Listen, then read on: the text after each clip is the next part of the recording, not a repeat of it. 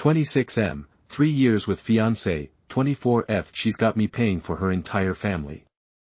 Is this getting out of hand? I'm 26, earning a high salary that puts me in a completely different financial bracket than my fiancé, who's 24. We've been together for 3 years and engaged for a few months, but her constant financial demands are really testing my limits. A few days ago, her cousin had a medical emergency and needed a large sum for hospital bills. It was a significant amount, one I couldn't ignore. I told my fiancé that I simply couldn't pay it. She went off on me, calling me selfish and saying if I truly loved her, I'd help her family. Her mom even sent me a text saying I was wrong for not stepping up. And it didn't end there. Just a few days later, her uncle, who I've never even met, reached out and asked me for a loan to fund a business idea. He made it sound urgent, and of course, my fiancé was right there, nodding like it was no big deal. I said no, and once again, my fiancé guilt-tripped me, saying, "This is how my family survives, why can't you just help?" It's a pattern now, whether it's paying for vacations, covering hospital bills, or funding business ventures, I'm always expected to foot the bill. I'm starting to feel like I'm just a walking ATM, not a partner. TLDR, my fiancé, who comes from a lower-income background, expects me to cover her family's bills and emergencies, even though I make a lot more. After her uncle asked for a loan, I'm wondering if this is getting out of hand. Update, 5 days later. Sorry it took time to update, it has been a hectic few days. I didn't expect this whole situation to blow up like it has. I thought I was just making a decision for my own well-being, but the amount of support and advice I've received has been overwhelming. Thank you to everyone who offered their thoughts. Seriously, it's been helpful in ways I didn't anticipate. I told her I can't go through with the wedding. I explained that the constant financial stress, the guilt, tripping, and the complete lack of boundaries from her family have made it not possible for me to see a healthy future with her.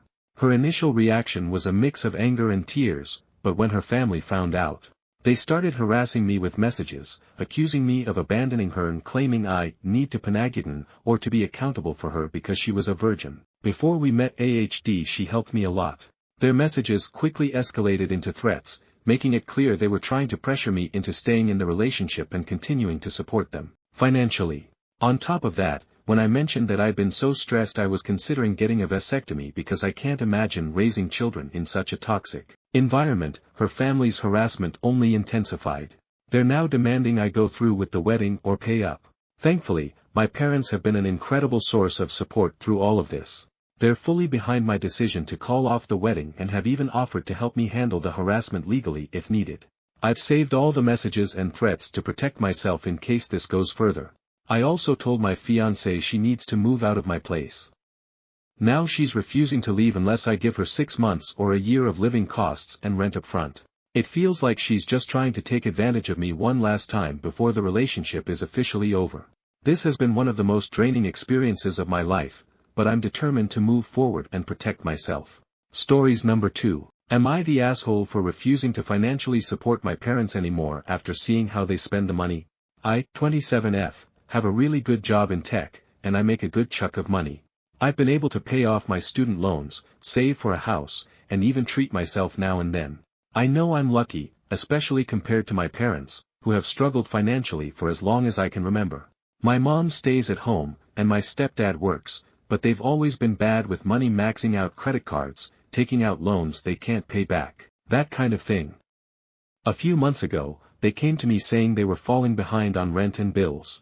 They seemed desperate, and I felt guilty because I can afford to help, so I agreed to send them $1,600 a month to help them get back on their feet.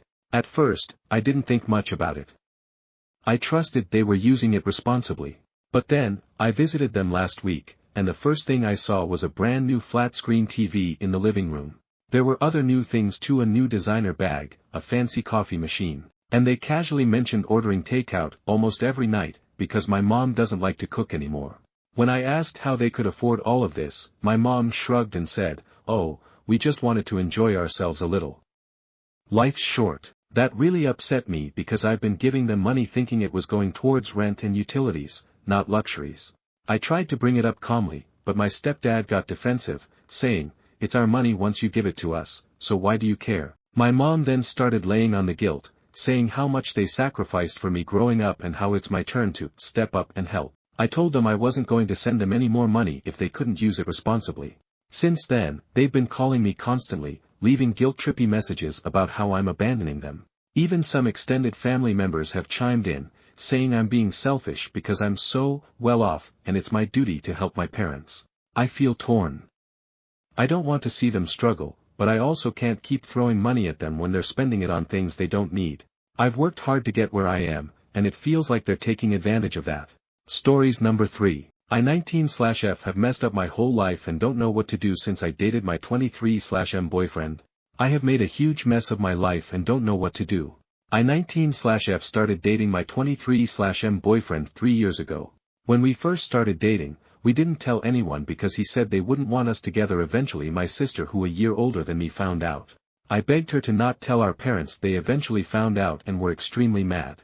It caused a lot of arguments and my boyfriend told me to stand up for myself, tell them to make a choice to accept me with him or never talk to me again. Me and my parents never really go along much, and let's just say in the last augment I left and went to my sister's, who moved out a couple weeks before. I stayed with her for about a week and my boyfriend told me to move in with him. He said it'd make more sense and that I wouldn't be a burden to my sister by staying at her place. I agreed and thought it was a good idea.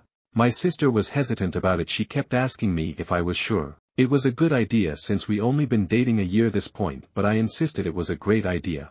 After moving in with him it was okay for a little while, but then I noticed he get angry very easily. One day I was cleaning up after food and drop a plate and it shattered on the floor. He lost screaming and shouting about how I couldn't do anything right, that was simple to just put the plate away. He was screaming so much that I started getting scared, and so I picked up my phone to text my sister. He then grabbed my phone from my hand and threw against the wall, making a hole. I started crying at this point. He apologized after an hour or two and said he doesn't know what came over him, that he'd been so stressed lately. I never said anything. And the next day I drove to my sister and explained what happened. She was shocked and angry and wanted me to leave him. I was thinking of breaking up with him too in that moment. But that evening when I was going to, he had our place really romantic and he said he was so sorry and he would never do it again and begged me to give him another chance, so I stupidly did. Fast forward a few months, I was going to a concert with my sister as she had gotten me tickets for my last birthday. It was a singer my boyfriend hated, so I didn't go with him. We had a great day, but when I went home that evening, he lost it, screaming again and throwing everything, saying that he couldn't believe I would do that to him, that I shouldn't be going to concert without him because that, acting like I'm single and I will cheat. I swore to him I would never, but he wasn't listening to me, so we were screaming at each other and suddenly he threw a punch at my face. I was so shocked and started crying. He seemed shocked too and started crying, saying he is so sorry and that his ex had cheated on him and how it had left him with trust issues. I left that night and stayed with my sister for a little bit. She didn't want me to go back, but he came over and begged me to come back and I did. A few months passed and he said he got a job offer a few hours away and he had to move. He asked to come with him. I didn't want to leave because all my family and friends are all here, but he said we'd be so much happy if we moved away from everyone and got a fresh start. I mentioned all this to my sister and she told me she didn't think it was a good idea, that it was too much a risk if I left because if we ever got into a disagreement I have nowhere to go. I told her it'd been months since anything like that happened and I think he'd gotten over, but she still thought I shouldn't go. That evening when I came home my boyfriend asked me why I always ran to my sister about our business. I said I didn't, but he said every time we disagree about something I was always going to her, that we need to have private discussions and I couldn't always be running to her. I apologized for making him feel like I was doing that and said I try not to as much. We did end up moving away, and that when everything went bad. About 2 weeks after moving I was looking for a job, but he told me I didn't need one, that he will make enough money for the both of us. I told him I need a job to occupy myself. He got angry, saying it looked like he couldn't take care of me if I got a job, and after a lot of arguing I eventually gave up the idea. Another day after in disagreement because of something stupid he punched me in the stomach and slammed my head against a wall. I rang my sister. I hadn't seen her as much since we left, but we were still close. My boyfriend saw I was calling and lost it. He had grabbed my phone and smashed it on the floor. He shouted so much, screaming about how I need to keep our business private and that how can he trust me with anything if I kept crying to people about it. He said he felt he couldn't trust me. About 3 weeks after this my sister came over because she was worried that I hadn't been calling and she couldn't get through to me. I decided not to tell her what happened this time, as it always made my boyfriend mad, so I lied and said that I broke my phone by dropping it and hadn't been able to call. She asks was everything okay, and I said yes. My boyfriend came over to us and said everything would be perfect if she kept out of our business. She said she just wanted to make sure I was okay and that if I was in danger, it is her business. My boyfriend then asked, can I come into our bedroom for a moment so we can talk? He told to make my sister leave and to tell her never come back, that she doesn't like him and that I need to choose now once and for all, him or her.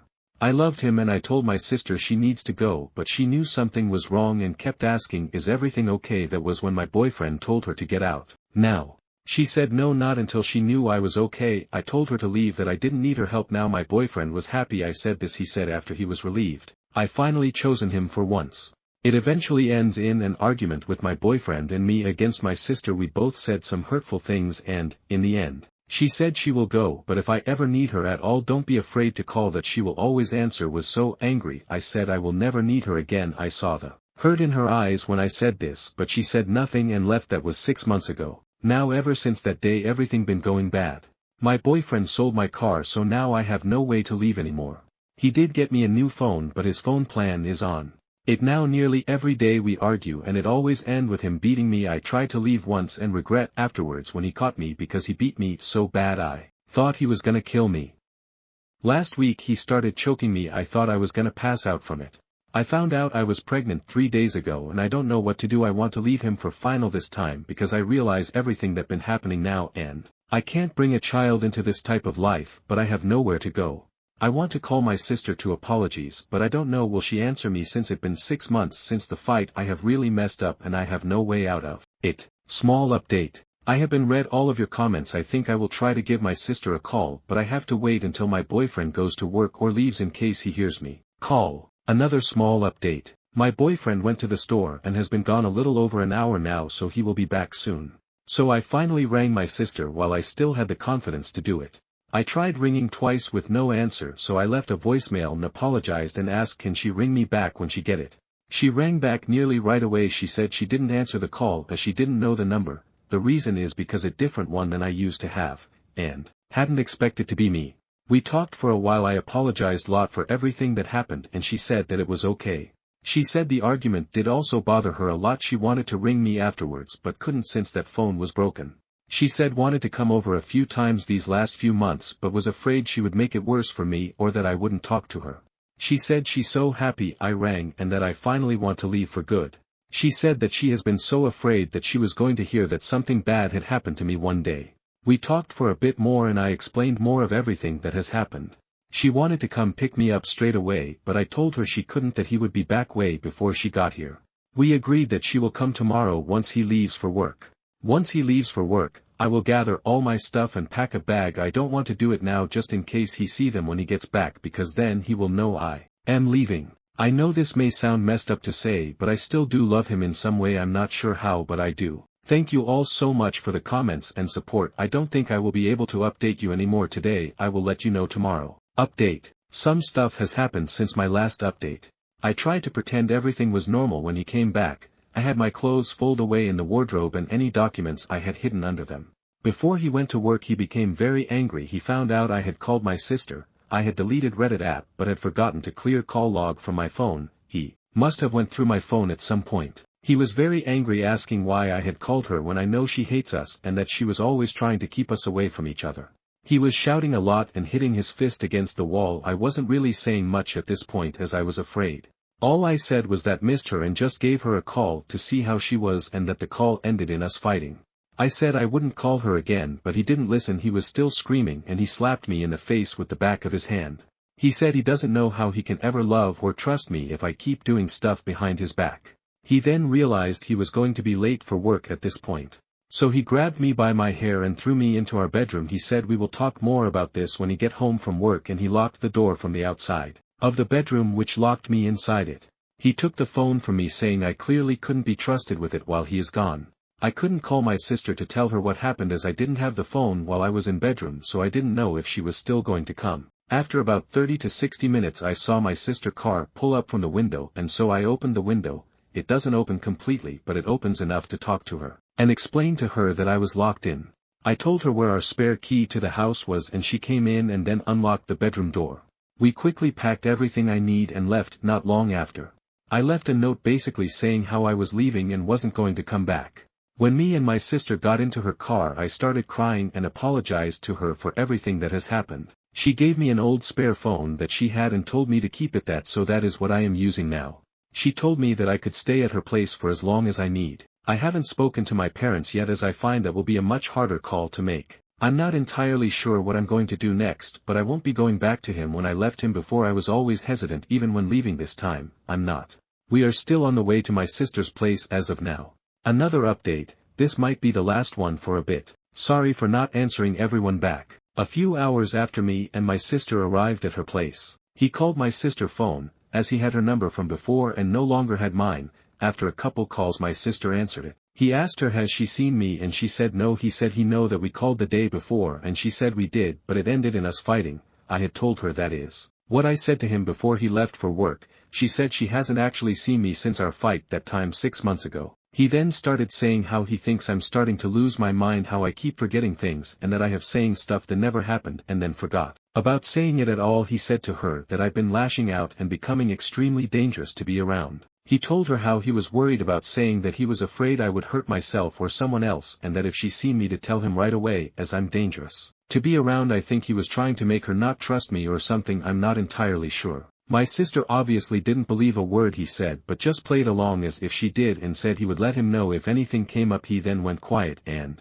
hung up the phone. We now not sure if it was a good idea for her to say that as it seems weird that she was so against him before and now suddenly was saying she would tell. Earlier today my ex showed up to my sister's place. He knocks on the door. My sister answered the door but didn't unlock it fully. She kept chain on door. She told me not to come near the door as he didn't need to know I was here. He started saying can he come in when my sister said no. He said he know I am here and need to talk to me, that it is very important. My sister said I wasn't here and she hasn't seen me. He got angry by this, saying he knows that I am here or that she knows where I am. He said that she been trying to pull us apart since the start and if she minds her business, we would be happy. He started trying to get the door open but I didn't since the chain was still on. He kept shouting open the door. He had his foot between the door so it couldn't close. He was cursing and shouting lots at my sister, so I was going to walk over to the door and tell him to go away. My sister just shook her head no, so I stay back. After a bit of my sister trying to make him leave the door, she said she calling the police if he didn't leave, and when he still didn't leave, she picked up her phone to do it. He then left before she actually called. He said before he left that she going to regret coming between us. When he left, I asked her not to call as I wasn't ready to talk to them yet. She really wanted to, but I told her that I will report him today, but I wanted to try and talk to our parents first. So we gave them a call and we plan to meet up later today. After that I'm going to report him as I don't want my sister to be in danger or get hurt because of me. I wanted to leave my sister's place as I was afraid of putting her in danger in case he came back, but she didn't want me to leave. She insisted me for me to stay and that she would be okay. I think I may terminate my pregnancy as I'm not sure if I am ready yet and I don't want him to find out about it. I'm still trying to decide. As I am planning to report him today, I'm not sure if I am going to be able to update you all as much, but once again thank you all so much for the support. Update. I wanted to put all my updated in same place, so here is small update. I have been read all of your comments. I think I will try to give my sister a call, but I have to wait until my boyfriend goes to work or leaves in case he hears me call. Another small update. My boyfriend went to the store and has been gone a little over an hour now, so he will be back soon. So I finally rang my sister while I still had the confidence to do it. I tried ringing twice with no answer, so I left a voicemail and apologized and asked can she ring me back when she get it. She rang back nearly right away. She said she didn't answer the call as she didn't know the number. The reason is because a different one than I used to have, and hadn't expected to be me. We talked for a while. I apologized a lot for everything that happened and she said that it was okay. She said the argument did also bother her a lot. She wanted to ring me afterwards but couldn't since that phone was broken. She said wanted to come over a few times these last few months but was afraid she would make it worse for me or that I wouldn't talk to her. She said she's so happy I rang and that I finally want to leave for good. She said that she has been so afraid that she was going to hear that something bad had happened to me one day. We talked for a bit more and I explained more of everything that has happened. She wanted to come pick me up straight away but I told her she couldn't, that he would be back way before she got here. We agreed that she will come tomorrow once he leaves for work. Once he leaves for work, I will gather all my stuff and pack a bag. I don't want to do it now just in case he see them when he get back, because then he will know I am leaving. I know this may sound messed up to say but I still do love him in some way. I'm not sure how but I do. Thank you all so much for the comments and support. I don't think I will be able to update you anymore today. I will let you know tomorrow. Update. Some stuff has happened since my last update. I tried to pretend everything was normal when he came back, I had my clothes folded away in the wardrobe and any documents I had hidden under them. Before he went to work, he became very angry. He found out I had called my sister. I had deleted Reddit app but had forgotten to clear call log from my phone. He must have gone through my phone at some point. He was very angry, asking why I had called her when I know she hates us and that she was always trying to keep us away from each other. He was shouting a lot and hitting his fist against the wall. I wasn't really saying much at this point as I was afraid. All I said was that missed her and just gave her a call to see how she was and that the call ended in us fighting. I said I wouldn't call her again, but he didn't listen. He was still screaming and he slapped me in the face with the back of his hand. He said he doesn't know how he can ever love or trust me if I keep doing stuff behind his back. He then realized he was going to be late for work at this point. So he grabbed me by my hair and threw me into our bedroom. He said we will talk more about this when he get home from work, and he locked the door from the outside of the bedroom, which locked me inside it. He took the phone from me, saying I clearly couldn't be trusted with it while he is gone. I couldn't call my sister to tell her what happened as I didn't have the phone while I was in bedroom, so I didn't know if she was still going to come. After about 30 to 60 minutes I saw my sister car pull up from the window, and so I opened the window. It doesn't open completely, but it opens enough to talk to her and explain to her that I was locked in. I told her where our spare key to the house was and she came in and then unlocked the bedroom door. We quickly packed everything I need and left. Not long after, I left a note basically saying how I was leaving and wasn't going to come back. When me and my sister got into her car, I started crying and apologized to her for everything that has happened. She gave me an old spare phone that she had and told me to keep it, so that is what I am using now. She told me that I could stay at her place for as long as I need. I haven't spoken to my parents yet, as I find that will be a much harder call to make. I'm not entirely sure what I'm going to do next, but I won't be going back to him. When I left him before I was always hesitant, even when leaving. This time, I'm not. We are still on the way to my sister's place as of now. Another update, sorry for not answering everyone back. A few hours after me and my sister arrived at her place, he called my sister's phone, as he had her number from before and no longer had mine. After a couple calls my sister answered it. He asked her has she seen me and she said no. He said he know that we called the day before and she said we did, but it ended in us fighting. I had told her that is what I said to him before he left for work. She said she hasn't actually seen me since our fight that time 6 months ago. He then started saying how he thinks I'm starting to lose my mind, how I keep forgetting things and that I have saying stuff that never happened and then forgot about saying it at all. He said to her that I've been lashing out and becoming extremely dangerous to be around. He told her how he was worried about saying that he was afraid I would hurt myself or someone else and that if she seen me to tell him right away as I'm dangerous to be around. I think he was trying to make her not trust me or something, I'm not entirely sure. My sister obviously didn't believe a word he said but just played along as if she did and said he would let him know if anything came up. He then went quiet and hung up the phone. We now not sure if it was a good idea for her to say that, as it seems weird that she was so against him before and now suddenly was saying she would tell. Earlier today my ex showed up to my sister's place. He knocks on the door. My sister answered the door but didn't unlock it fully. She kept chain on door. She told me not to come near the door as he didn't need to know I was here. He started saying can he come in. When my sister said no, he said he know I am here and need to talk to me, that it is very important. My sister said I wasn't here and she hasn't seen me. He got angry by this, saying he knows that I am here or that she knows where I am. He said that she'd been trying to pull us apart since the start and if she minds her business, we would be happy. He started trying to get the door open but I didn't since the chain was still on. He kept shouting open the door. He had his foot between the door so it couldn't close. He was cursing and shouting lots at my sister, so I was going to walk over to the door and tell him to go away. My sister just shook her head no, so I stayed back. After a bit of my sister trying to make him leave the door, she said she calling the police if he didn't leave, and when he still didn't leave, she picked up her phone to do it. He then left before she actually called. He said before he left that she going to regret coming between us. When he left, I asked her not to call as I wasn't ready to talk to them yet. She really wanted to, but I told her that I will report him today, but I wanted to try and talk to our parents first. So we gave them a call and we plan to meet up later today. After that I'm going to report him as I don't want my sister to be in danger or get hurt because of me. I wanted to leave my sister's place as I was afraid of putting her in danger in case he came back, but she didn't want me to leave. She insisted me for me to stay and that she would be okay. I think I may terminate my pregnancy as I'm not sure if I am ready yet and I don't want him to find out about it. I'm still trying to decide. Stories number 4. How can someone who isn't invited to a wedding be considered responsible for giving a gift? I would appreciate any advice or suggestions on how to approach this situation. I'll change the names of those involved. I have a group of friends, though not all of them are truly close to me. Most of them are more friends by association, but we all go out together and have a good time.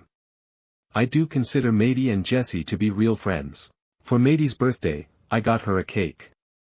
Jessie had a small civil wedding, and Maddie offered to bring wine for the celebration at her place, while I offered to bring a cake. There's a girl in the group named Carly, and my relationship with her is neither friendly nor unfriendly. She's always shown some apathy towards me, and I know she doesn't really like me. I don't dislike her, but I get the sense we wouldn't be friends since we have different perspectives. During the celebration, Carly commented that she liked the cake, and Jessie mentioned that I had brought it. Carly said it was good but that it tasted a bit dry. Everyone exchanged looks and changed the subject, but Carly kept talking about the cake. I didn't say anything about it. Carly had been planning her wedding before Jessie got married. She used to invite Maddie, Jessie, and other girls to discuss prices and ask for opinions on things, but she never asked me for my help or advice. I had assumed I wasn't going to be invited. Everyone else got an invitation, and I wasn't surprised when I didn't receive one. Jessie wanted to talk to Carly about it, but I asked her not to, as I didn't want a pity invitation and understood that Carly wouldn't invite me because we're not friends. Jessie told me she wouldn't attend if it would make me feel bad, but I told her not to worry about it. Then, Carly messaged me on WhatsApp to ask about cake designs and filling options. I thought she already had that figured out since her wedding was coming up and she'd been planning it for a while. I sent her the catalog, and she commented on a few options she liked. She asked if I did the setup, to which I replied yes, and sent her some example photos. She only reacted to the photos with a thumbs up, and we didn't talk any further. She didn't ask for a quote or schedule a consultation, so I assumed she wasn't interested in my service. This was over a month ago. Today, we went out to eat, and everyone was talking about the wedding. Her fiancé asked who I'd be bringing. I'm single, so I told him I wouldn't be attending. He asked why, and to keep the mood light and avoid drama, I mentioned I'd be traveling to visit my parents. He understood, but Carly asked me when I was leaving. I told her I'd be leaving on Wednesday, and she said, "The wedding's on Saturday, how are you going to set up the cake and desserts?" I asked which cake she was referring to, and she replied, "The one you're bringing to my wedding." I told her we didn't have anything scheduled, and she insisted she had our messages. I clarified that I had only given her options and set up photos, and since she didn't follow up, I assumed she wasn't interested. Her fiancé asked if anything could be done about it. I explained that the bakery requires a contract and a deposit. Maddie asked if Carly had paid a deposit or requested a contract. Carly replied, asking why she would need to, since it was my wedding gift to her and that I should make sure she had her cake for Saturday. I explained that I don't handle the bakery's schedule and that, with the wedding so close, they wouldn't accept a new order. Carly seemed upset and looked very uncomfortable. I asked for my bill, paid, and said goodbye, saying I needed to go. I really don't want to lose my friendship with the group since I'm not from this city and I've felt comfortable with them. I don't want this to create tension, but I also don't know how to handle conflicts. I know it's a bit sad that I can't stand up for myself and would rather avoid confrontation. Maddie told me that after I left, Carly said it wasn't fair for me to back out after agreeing, and some people in the group hinted that maybe I didn't want to go to the wedding because I didn't want to give her the cake. Jessie said I wasn't invited, and Carly replied that she had invited me. Update, 1 day later. I read a comment that this is how updates are done here. I hope those who gave me advice and asked for an update can see this. To those who asked why I didn't stand up for myself and let things get so out of hand, as I mentioned before, I don't like confronting people. I get nervous, feel like I can't breathe. When I had presentations in school, I used to throw up before and after each one. Sometimes, I've even kept items I didn't order or didn't want just because I was too embarrassed to exchange them. I've been in therapy, and thanks to that, I'm now able to work as a cashier in a bakery. I don't think I could have done that before. I've come a long way, but I still get nervous speaking in public. I have a younger sister, and she used to go everywhere with me. I'd give her the money, and she would pay because just talking to the cashier would leave me breathless. I know people often feel sorry for those who seem weak, and I don't want to be seen that way or treated condescendingly. Someone sent me a private message asking our ages. I'm 21, Maddie is 30, Carly is 30, Anna is 31, Carly's fiancé is 31, Jessie is 30. I hope that helps clarify a bit more. Now, here's what happened next. Someone suggested what I could say to Carly, and I sent it to her. She replied saying she thought I wouldn't mind and that I owed her a gift anyway, and she'd chosen the cake as her gift. I replied that only guests are responsible for giving gifts. She asked what I meant, and I clarified that she hadn't invited me to the wedding. She left me on read. I messaged her fiancé something like, I don't want to cause drama or any misunderstandings, but I didn't commit to giving her the wedding cake. I sent him screenshots of our conversation, and he called me right away. He apologized and said he thought it was odd when Carly told him I had offered to give her the cake. I mentioned it seemed even stranger to me since I wasn't even invited. He asked if I was serious, and I told him yes, but that I wasn't upset and understood if it was something private. He apologized again, and we ended the call. Around noon, Carly messaged me saying I was making a fuss over nothing, as if I couldn't just give her the damn cake. She didn't understand why I was being so sensitive, saying I'd given Maddie a cake and Jessie one as well, and asked me to explain why I couldn't do the same for her. I replied that Maddie's cake was a birthday cake and, although Jessie's was for her wedding, it wasn't a wedding cake. Carly answered that it didn't matter what the cake was for. I told her if that was the case, she could buy one from the supermarket. She started typing, but I blocked her before the message came through. Then, Carly sent a message to the group with only the part where I told her to buy it at the supermarket, saying it was insulting and showed how little I valued her wedding, so no one could say she was the bad one. I responded to the group with a suggestion someone gave me in a comment, which I adapted a bit. Hey everyone. I want to clear up some confusion and rumors. I won't be attending the wedding because I didn't receive an invitation. I understood and made other plans for that time since the rest of you were invited. I'm not hurt or upset, it is what it is. The confusion about the cake is as baffling to me as it is to you.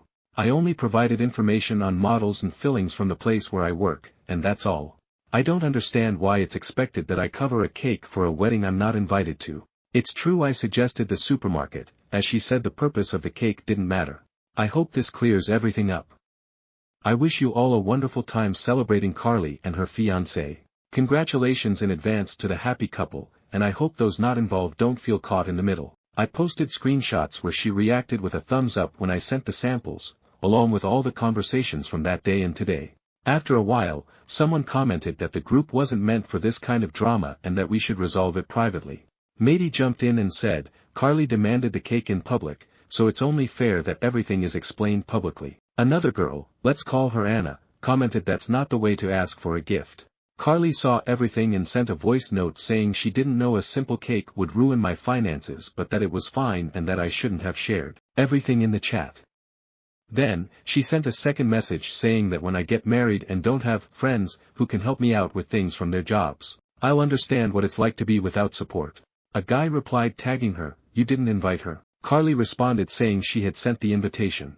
Another guy asked, do you have the confirmation? There was no reply.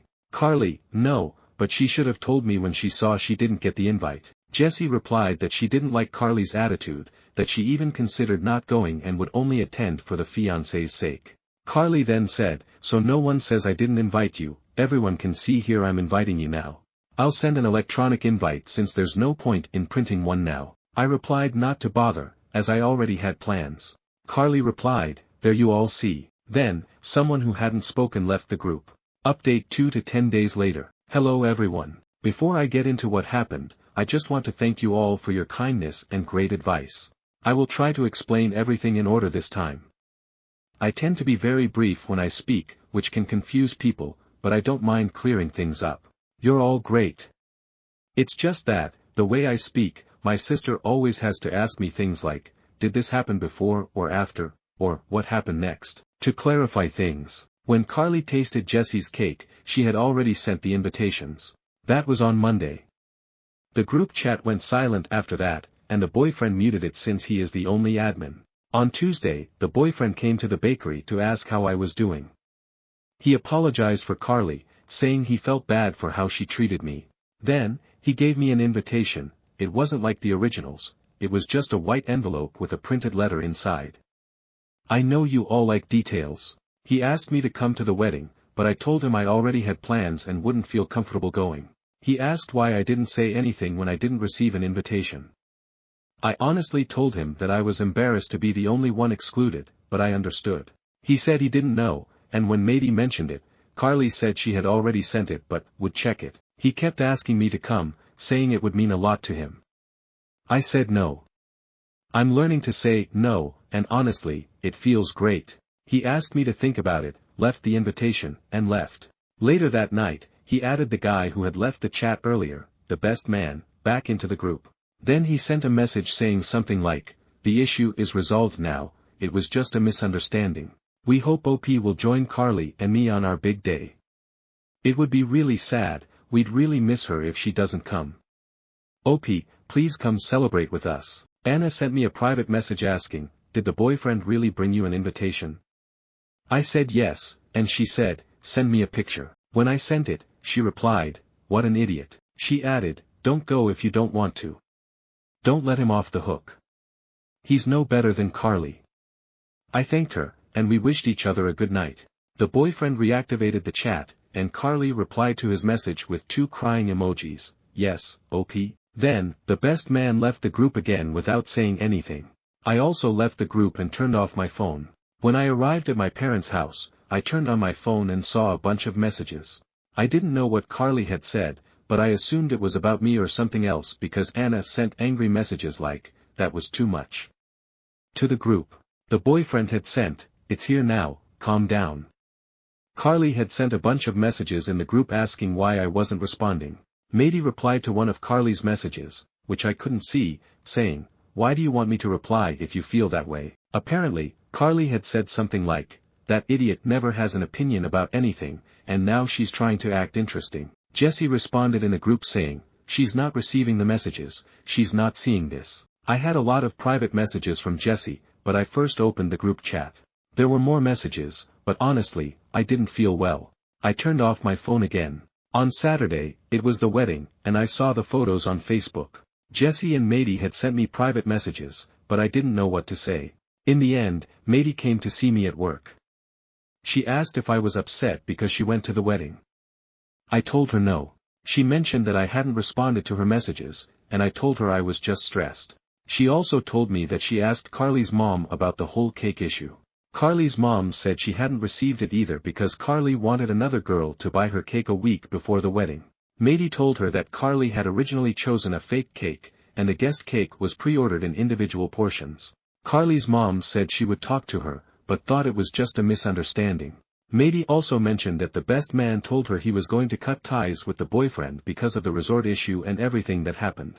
She said Carly was in a bad mood at the wedding, and the boyfriend got drunk, so they left early. But other than that, the wedding was fine. The original bridesmaids didn't end up being the bridesmaids at the wedding, they were other girls. Mady also said that neither the best man nor Anna attended. Edit. Anna didn't send me angry messages, she sent them to Carly. The group is on WhatsApp. The messages I received were after I was added back, and the one Mady selected. I'll tell you what happened with the best man, he's not on my side. He had a separate issue with the boyfriend and Carly. If Anna doesn't like something, she'll tell you, she didn't stand up for me because of me, she would have done it for anyone. I cleared it up this way because I'd like to read all your messages, and I hope the next time I update it will be the last because it's been a lot. Sometimes I think I should have just given the cake as a gift. Some people at my work know what happened, and it's awkward. I can talk about it easily here, but in person, it's harder for me. Stories number 5. Would I be the asshole if I tell my husband's ex she has to move out? Not the a-hole. I, 35F, have been married to my husband, 37M, for 1 year, but we've been together for 3. He has 2 children, 6F, 8M, from his previous relationship. We do not have any kids together. Their mom and, 34F, has 1 other child, 4F. They have a good co-parenting relationship and I get along.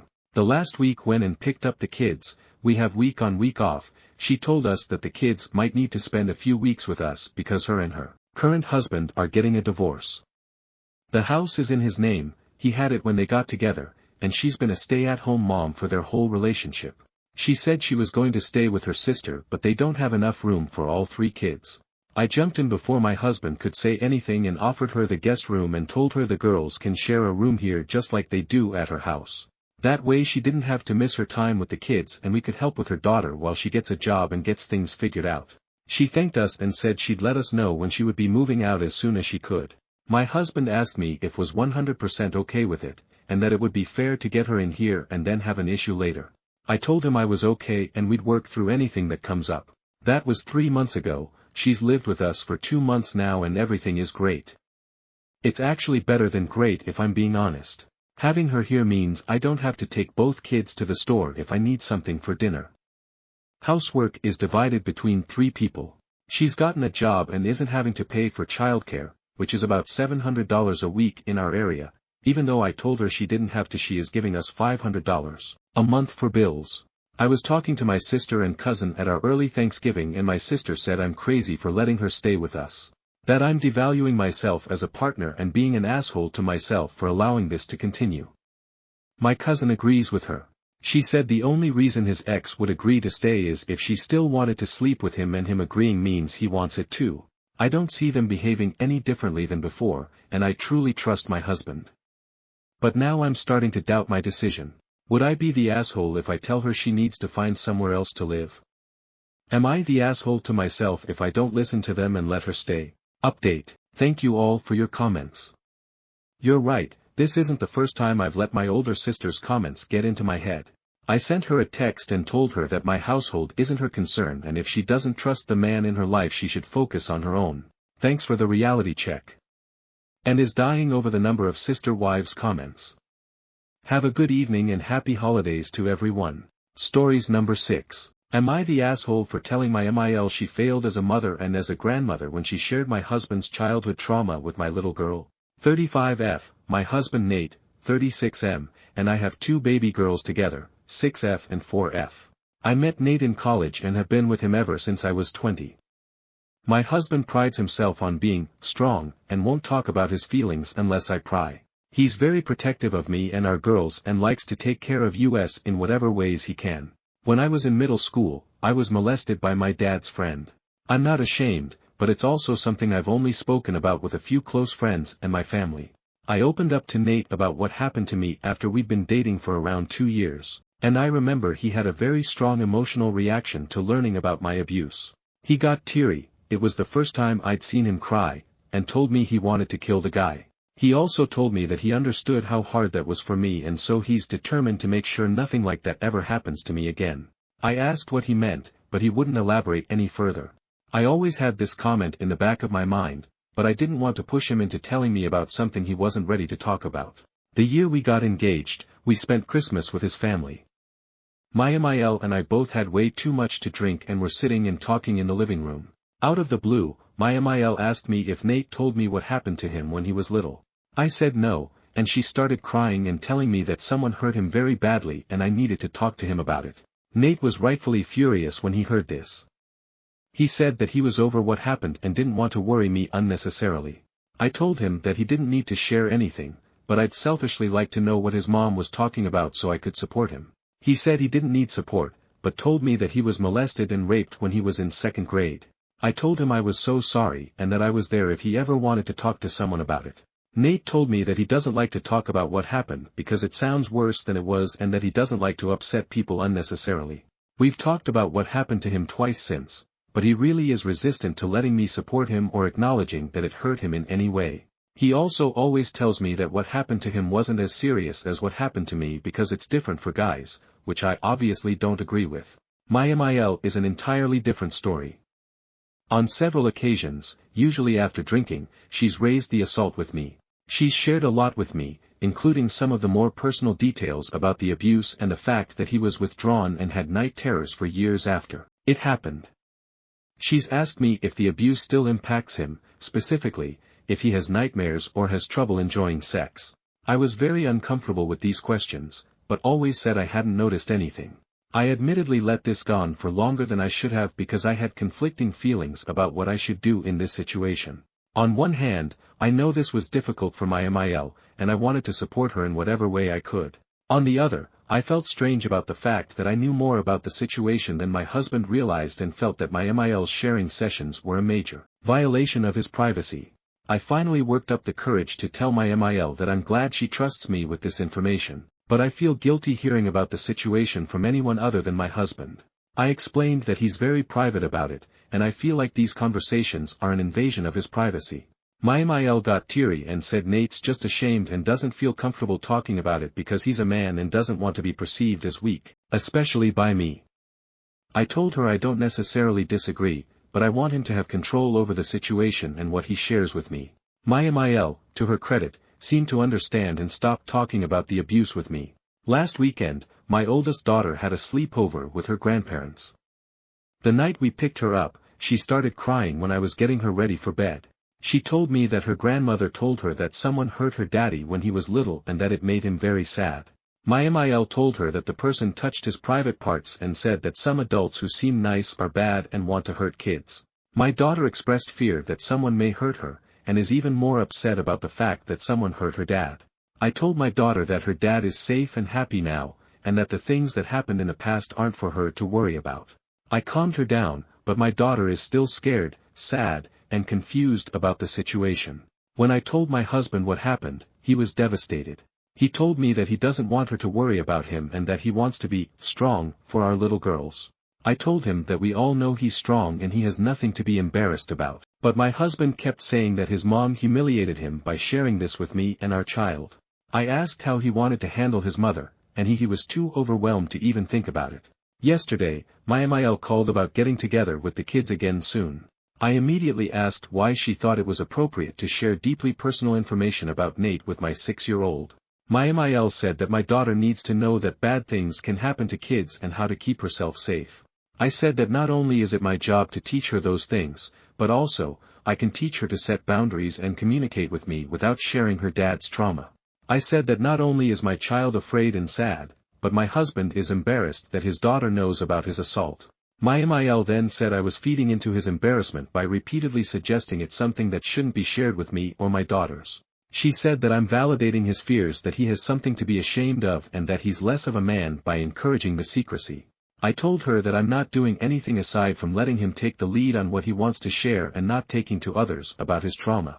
She started crying and said I was failing as a wife by not encouraging him to talk about the abuse and insisting he go to therapy. She also said I'm failing as a mother by not educating my daughter and leaving her vulnerable to predators. I'm not proud of this, but I completely snapped. I told Mile that maybe the reason he doesn't talk about the abuse is because she falls apart anytime the subject comes up.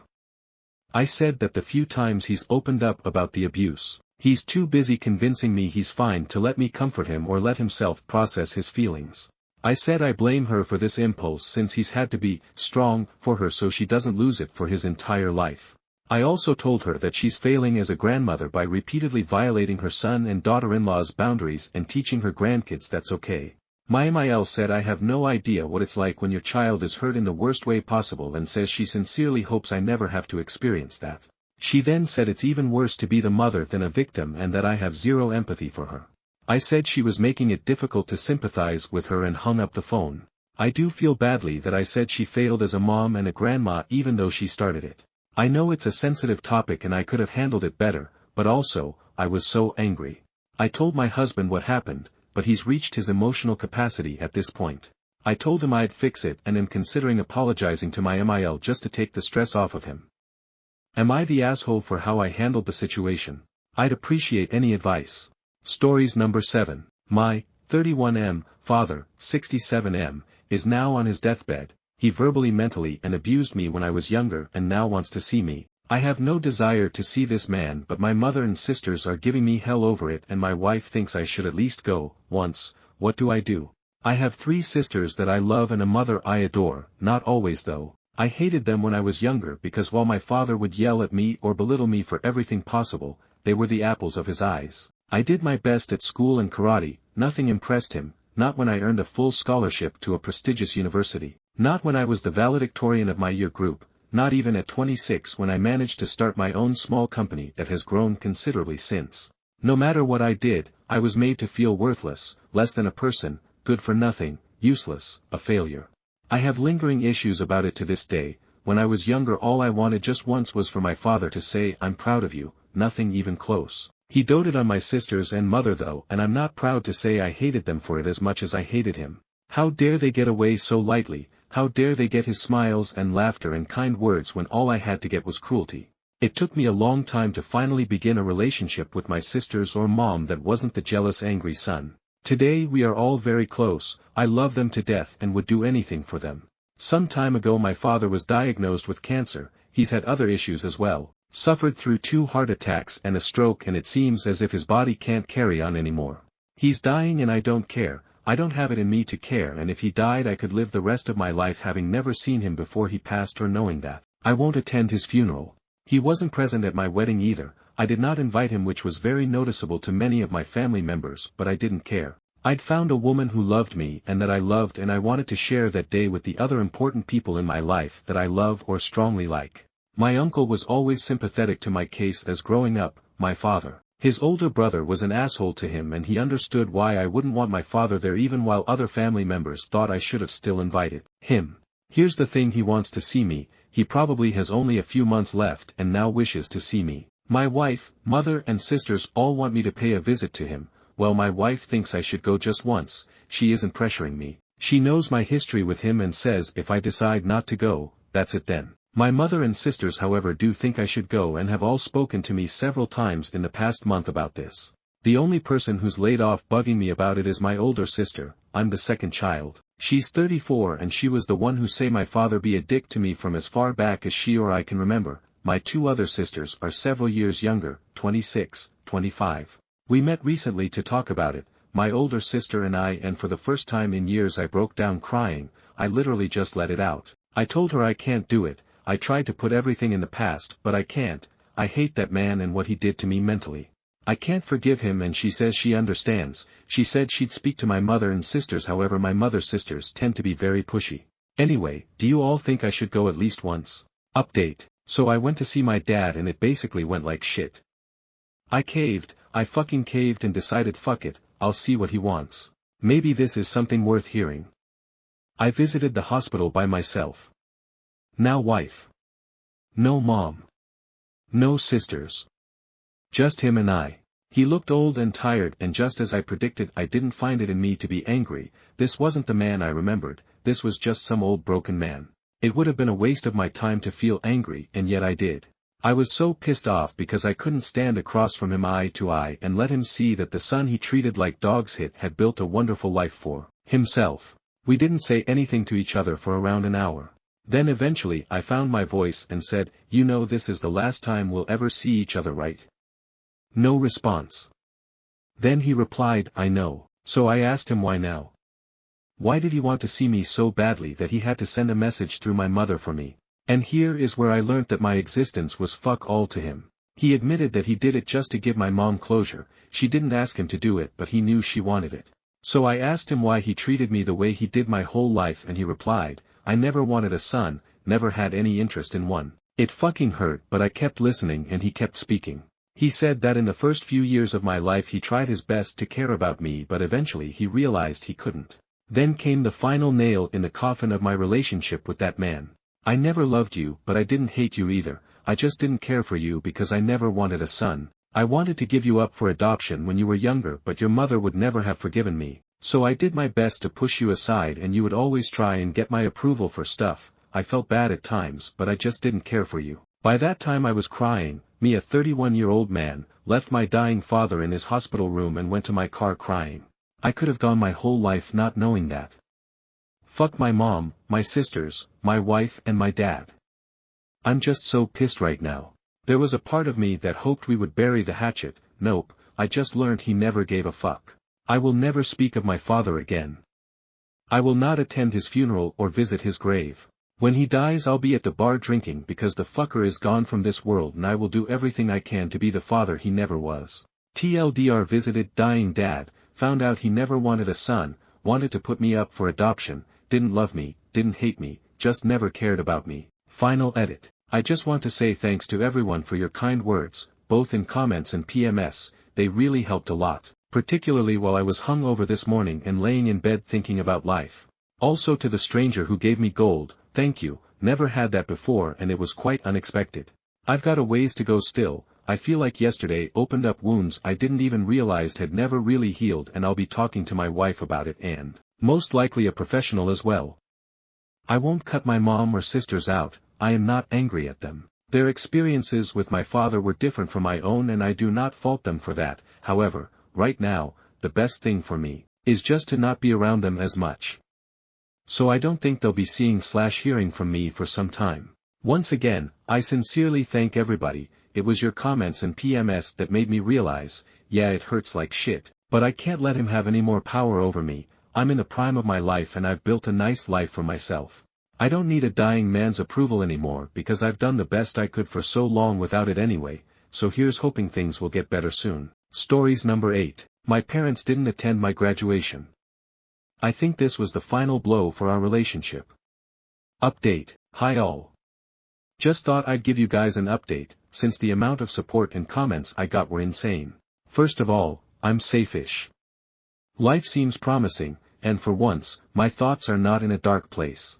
I still struggle with thoughts of extreme self-hatred, but they're not as often now. I suppose that's understandable, given my circumstances. Secondly, our form for a pet-friendly rental was sent off. Fingers crossed we get accepted. That being said, I may have to sell a lot of things to get the cash as, previously stated in my last post, my job is not being generous with hours. Although, my friend is looking into buying her own place and renting me a room, which would be a great solution for the both of us. I also have a job interview next week. Full-time job in a pharmacy, and while I will need to study for an additional qualification, they should support me through it if I landed. Additionally, I did get a phone call from another employer. The role I applied for, relevant to the qualification I'd gotten at my graduation, had been filled, but they expect to potentially have more roles soon and requested to keep my information until that date. So, things are looking promising for my career. Other than that, I may try out that Amazon Flex thing for extra cash. As I'm writing this, I'm preparing for a date with a really nice guy that I've hit it off with. Although I wish he could have came at a less turbulent point in my life, he makes me happy. We text constantly all day, race to see who can say good morning first, etc. My documents are all safe in the glove box of my car. Even if my parents theoretically have access to my keys, they don't know where my documents are. Thank you to all those who asked, or gave advice. I have also checked my credit score, and it seems good for someone my age. At least, that's what my friend said. It's ranging 600 to 900 depending on the website. So I don't believe they've taken anything out in my name. Some more positive news, I met up with my cousin, father's side, and let him know a little about what's going on, plus my fears. According to him, our family all shit talks my parents anyway, as they think they're a little, how do I put it? Not right in the head, as apparently my parents delivered a whole anti-vax speech to them. So if things do blow up, I'll hopefully still have some family at least. That's about it for now. I have another house viewing in about an hour, but I'm unsure if I'll make it. My mum insisted I do some last-minute errands for her, and exploded when I told her I was busy. So, I think until I'm out, I just keep the peace, smile and nod, and tiptoe on those eggshells. I just have to keep reminding myself it does get better. I remember sleeping in my car, in the cold, dodgy area, wondering if it was worth it to keep going. Amazing how much things can change in a few weeks, huh? I guess when you hit rock bottom, the only way to go is up. If things seem awful right now for you, please don't ever give up. It may seem like there is no point, but your life can turn around completely in a matter of weeks. Again, thank you to all the lovely comments. I read every single one, but could not find the time to reply to them all. I appreciate you all. I'll try to keep you guys updated. Thank you again. Stories number 9. How do I, 32F, recover after seeing a note about how ugly and fat I am in my husband's, 34M, phone? My husband and I were just chilling in the house, he was cooking while I was reading my book. He goes to therapy for himself and I think it's great. I know he talks about us, discusses sensitive topics before we can talk, and tries his best to deal with things in a healthier way. I wanted to check for some photos he took of me on his phone, and generally speaking we don't keep our phones off limits from each other. I noticed a widget of notes with my name on it and was curious, so I looked. My wife is fat even 2 years after we had our child. She has a pretty face, but even that gets lost in the frumpy clothing, zero makeup and double chin. This crushed me. I know this was private and probably wrote it as notes to talk to his therapist about, but this is a bell that can't be unrung. I just silently put his phone away because I didn't want to find anything else. I'm heartbroken because I know now what he feels about me.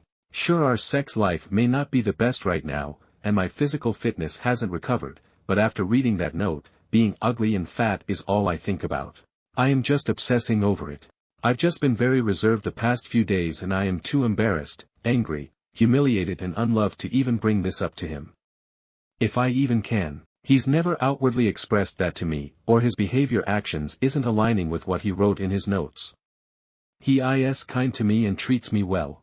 But I do care about what he genuinely feels and his feelings about me hurt. How do I move forward? Stories number 10. Am I the asshole for telling my daughter, 15F, she is not black in front of her friends? My 28F, daughter, 15F, is one of the most basic girls I have ever met. She has always had an aversion to spicy food, burns to a crisp after spending an hour out in the sun, loves Starbucks etc. The problem is that recently she has joined a new friend group of 3 people, 2 are black and 1 is white. They all claim to be black and this is rubbing off on my daughter since she's also been claiming to be black recently. She's never shown evidence of being black while growing up, therefore I believe she is making it up. I've noticed she's been distancing herself from her white friends and just sits in her room posting TikToks of herself rapping. The other day, my daughter and her new friends were in the kitchen talking when I overheard my daughter say a peer of theirs wouldn't understand something, because she is white. I pointed out to my daughter that she was herself white. In response, she stormed to her room and isn't talking to me. Am I the asshole for calling out my daughter? Edit, thanks very much for your thoughtful responses. Looking back, I remember I did hook up with a black man around the time of my daughter's conception, so I'm ordering a 23andMe kit to find out my daughter's true ethnicity. Stories number 11. Am I the asshole if I tell my child to fight back? We regularly attend a playgroup for kids with my 4-year-old son. Currently the kids are all obsessed with a current piece of equipment on the playground. There is one child who doesn't play nice and constantly pushes in and doesn't wait their turn. The mother stands right there and watches and doesn't say a thing. A few days ago when we were there and my child was playing, this other child pushed in and managed to kick my child in the nose. My child was obviously upset and came over to me crying. The other child pretended they were sorry but kept going on the equipment. The mother did nothing, didn't even ask me if my child was okay, just kept talking to her friends. I was livid. Another parent came up to me and said I'm so sick of this child and their mother because this always happens. Both our children have now been hurt by this one child multiple times from playing. I'm so over it. Today I told my child that if it happened again he had full permission to punch them square in the face. Obviously, this isn't going to go down well with other parents, so am I the asshole?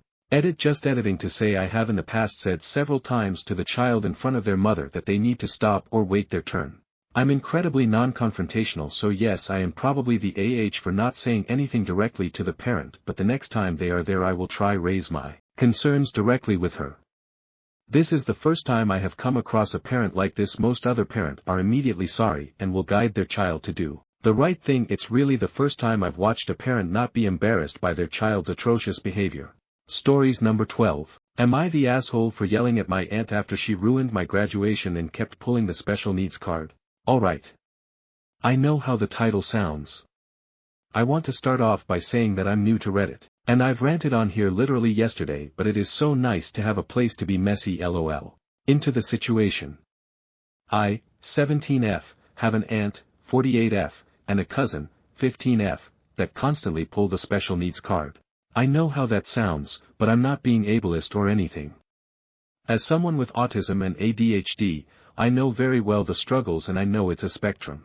However, I find it odd that throughout our whole lives, my aunt can only ever talk about herself or what new medication she's got my cousin on because of a sudden new mental disability she has, bragging about how the government gives her more than enough money to pay for it. Not informing, bragging. As in, you guys just wish it was that easy to get money, I can be a stay-at-home mom. That honestly seems to me like she's exploiting this poor kid and lead me to wonder if my cousin was even special needs at all. For a period of time, my cousin's family lived with us because my uncle got a new job in our town. Everything was fine until my cousin started hanging around my family. She started running around and playing like a normal kid.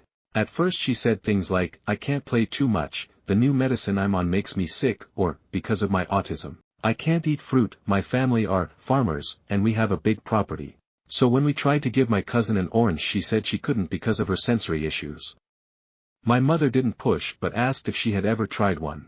She said no. My mother smiled and got her to try some. They ate dinner with us so we knew she wasn't allergic. My cousin loved it. She ate the whole thing and smiled, telling my mother, "It's like a food and drink in one. This kid is 15 and has never had fruit."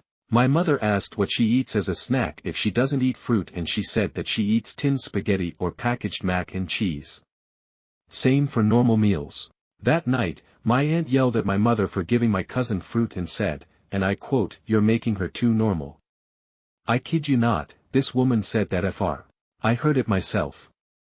Now I know for a fact that she's basically forcing this kid into being special needs. They moved out that week. Now fast forward a few weeks ago when I graduated. I was walking out and about to get my senior certificate when I see her walking out of the hall. It hurt to see her leaving as I was graduating, but I didn't think too much of it. At home, my mother had put together a big graduation party for me with most of my family members. My aunt and cousin came to the party late. Again, I didn't think much of it as I was just happy that I even got a party and that my family was there. But the annoyance started when my aunt announced that she was late because my cousin was having a panic attack because of her autism and the hall at the school was too loud. I thought it was strange to have a 3-hour-long panic attack, but I just ignored it and did the appropriate, "I hope you're okay. Would you like some snacks?" My aunt seemed to be annoyed that no one else really said anything about it and kept going on about it throughout the party, probably trying to gain some sympathy points. What made me snap though, was when my mother brought out a cake she had made for my graduation. It was my favorite, a red velvet cake. She said that she was so proud of the achievements I had gained throughout that year, and I have to say I was too. I had gotten 2 trophies and 3 awards. One of those I had worked 4 years to get. Anyway, as my mother put the cake down, she looked at her side and quickly picked it back up. She said something was wrong with it and she forgot a detail. I said I didn't mind and that I think it's great. I turned it around and there was a big chunk out of the cake. My aunt just giggled and with no shame said that she took a chunk out of the cake to give to my cousin earlier because waiting for the cake was triggering her autism. My mother looked like she was about to cry and gave me a hug and said she was sorry because she wanted my graduation to be perfect and said she could fix it. I said it was okay and I appreciated that the party was even happening. I turned to my aunt and asked her to leave since she had already had some cake, or at least my cousin had. She got angry and said that I need to be more accommodating for my cousin and that this isn't all about me, then continued to downplay my achievements. This finally broke me and I yelled at her, telling her that everyone knows that my cousin is completely fine and that she's a crazy bitch who's just an attention whore. I told her that my cousin isn't some moneymaker or a doll she can manipulate to get what she wants. I even told her that when my cousin grows up more, she'll figure out how much to a stupid narcissistic snake she is and get as far away from her as possible. I told her that I hope my cousin cuts her off in the future and she's left with no one. Now I know that reaction was extreme. But this is years worth of biting my tongue here. My mother tried to stop me for the rant, but I was a bit into it to be honest.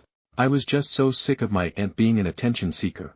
Pretty much everyone is siding with me, even my uncle, aunt's husband, but one of my aunts said I went too far and I should learn to control my anger because it's damaging for my cousin's mental health. So am I the asshole? P.S. I am aware that there could be some serious abuse happening. Please note that the medication she's on actually doesn't get consumed. I found this out from my mother who threatened to call the cops about my aunt making my cousin sick. My aunt confessed that she doesn't actually get the meds. Update, how to update properly, so Emma added here. My aunt got reported. Finally. My mother called the police and she was investigated. It was confirmed that the wasn't actually getting the medication she said she was. It was literally all attention seeking and for money. My cousin is physically fine, but she's staying with my grandparents' ATM as is her sister. My uncle is in distress because of everything that is happening and is staying at our house for now. I'm still mad at my aunt, even though I know my cousin is fine. A few more family members are currently giving more information to the police about my aunt's behavior. I feel like this is the better outcome at the moment. I do wish this never happened at all, but I talked with my cousin and she seems okay. She told me that she knew what my aunt was doing was wrong, but it got her out of school and events she didn't want to go to, so she went along with it. I know a lot of people thought it was Munchausen by proxy, but it wasn't, although I definitely thought it was to begin with as well. Thank you for all the support, things turned out a bit better. Stories number 13. Entitled Customer Demands Discount for Being a Loyal Shopper. didn't end well. So I, 18F, work at a retail store in the mall, and yesterday, I had an encounter with a customer that I'm still kind of shocked by. It's one of those situations where I had to share it because, honestly, I don't even know how people like this exist. A woman, probably in her early 30s, comes up to the counter with a few items, pretty standard. She's dressed head to toe in designer clothes, carrying one of those huge bags that screams, "I'm rich." The second she gets to the counter, she gives me the most condescending look. Me, "Hey. How's your day going?" "Karen, I don't need small talk, just ring up my items." "Okay, fine. No problem." I ring everything up, and the total comes to $112.47. Me, "Your total is $112.47. Karen, excuse me. That can't be right. I've been shopping here for years, and I always spend a ton of money here. I deserve a discount." I'm standing there, kind of taken aback because, as much as I'm trying to be polite, I know there's no loyalty discount or anything like that. The store doesn't do that. But I try to keep it professional. Me, "I'm really sorry, but unfortunately, we don't have a loyalty program that offers discounts like that. We do have a sale going on, though, and I've already applied that discount to your items." She just glares at me like I've personally offended her. "Karen, no, no, no. That's not what I'm talking about. I'm a VIP customer here. I'm a regular. I spend a lot of money. I should get a better discount. You need to do something about this." At this point, I'm just trying to keep my cool because, honestly, I know where this is going. Me, "I really wish I could help more, but I can't offer a bigger discount unless there's a promotion running. That's just the policy." She huffs and leans over the counter to get even closer to me. "Karen, I'm telling you, I know you can override the system. Just give me the discount. I deserve it, okay?" I am not dealing with this, but I stay calm. I can't break store policy, and I'm just trying to get through this conversation without making it worse. Me, "I really can't override the system. But I can ask my manager to check for you if you'd like." She sneers at me. "Karen, fine. Get your manager. Maybe they'll have some common sense." I call my manager over, and she comes over, all calm and professional, ready to handle the situation. Karen immediately jumps into her complaint. "Karen, this girl is refusing to give me a discount. I've been shopping here since the store opened, and I spend so much money. You need to do something about this." My manager looks at me, then gives a quick glance at the total and just sighs. She knows exactly what's going on. "Manager, I'm sorry, but as my employee mentioned, there's no extra discount unless it's a promotion. We really value our customers, but we have to stick to store policy." "Karen, you've got to be kidding me. You're going to lose business by treating loyal customers like this. I'll never shop here again, and I'll tell all my friends about how terrible your store is." And with that, she grabs all her belongings off the counter, then literally storms out of the store without buying anything. All that drama, and she didn't even buy the stuff she came in for. I don't know if I should be relieved or frustrated. I just can't believe how entitled some people are. She honestly thought that demanding a discount and threatening bad reviews would get her special treatment. Like, calm the fuck down. TLDR, entitled customer demands a discount for being a loyal customer, threatens to complain when I refuse, and storms out without buying anything. Stories number 14. Am I overreacting? Update on my husband screaming at me in a medical emergency. I deleted my post because I was found by my friends. But now that it's all out there. Summary. Okay. I have type 1 diabetes.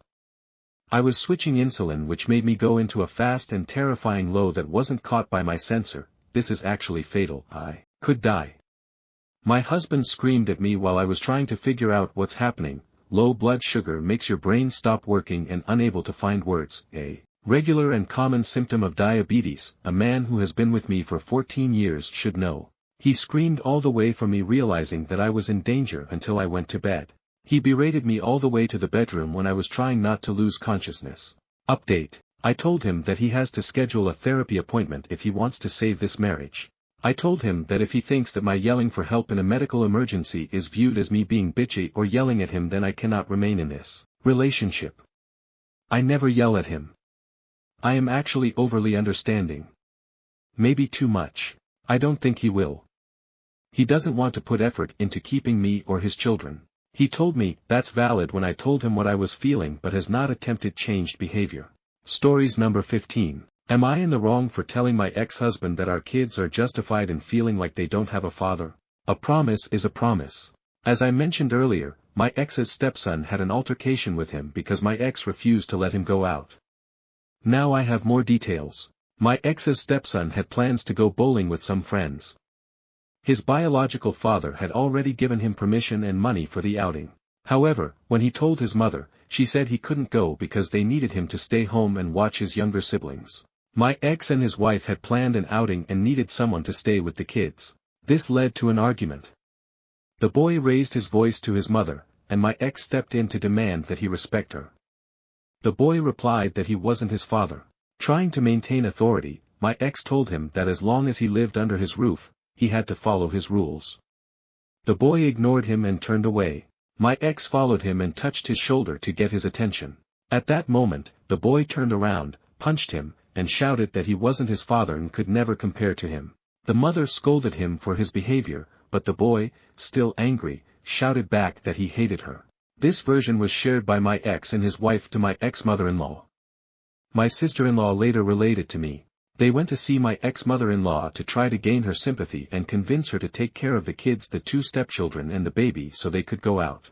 However, my ex-mother-in-law told them she would not take care of the children. When I spoke to my ex, he mentioned he was dealing with family issues and claimed that the boy's biological father was turning him against him. He didn't give me many details and omitted most of what my sister-in-law had shared. He simply informed me that, due to the situation, he wouldn't be able to pick up our children this weekend. The 15-year-old boy is now staying with his biological father. As for what I mentioned earlier, my ex was 2 months behind on child support, and that same week, he was supposed to make another payment. He didn't, leaving him 3 months behind. In the end, his mother was the one who covered the overdue amount. Regarding the child who attends the same school as my son, it's not the 15-year-old involved in the altercation. It's his younger stepbrother, who is 8 years old, the same age as my son. I decided to enroll my son in that school when the affair became public. At the time, I was working as a kindergarten teacher at the same school, and the boy had been one of my students. We all knew each other, and to protect my children from rumors, I transferred them to a private school.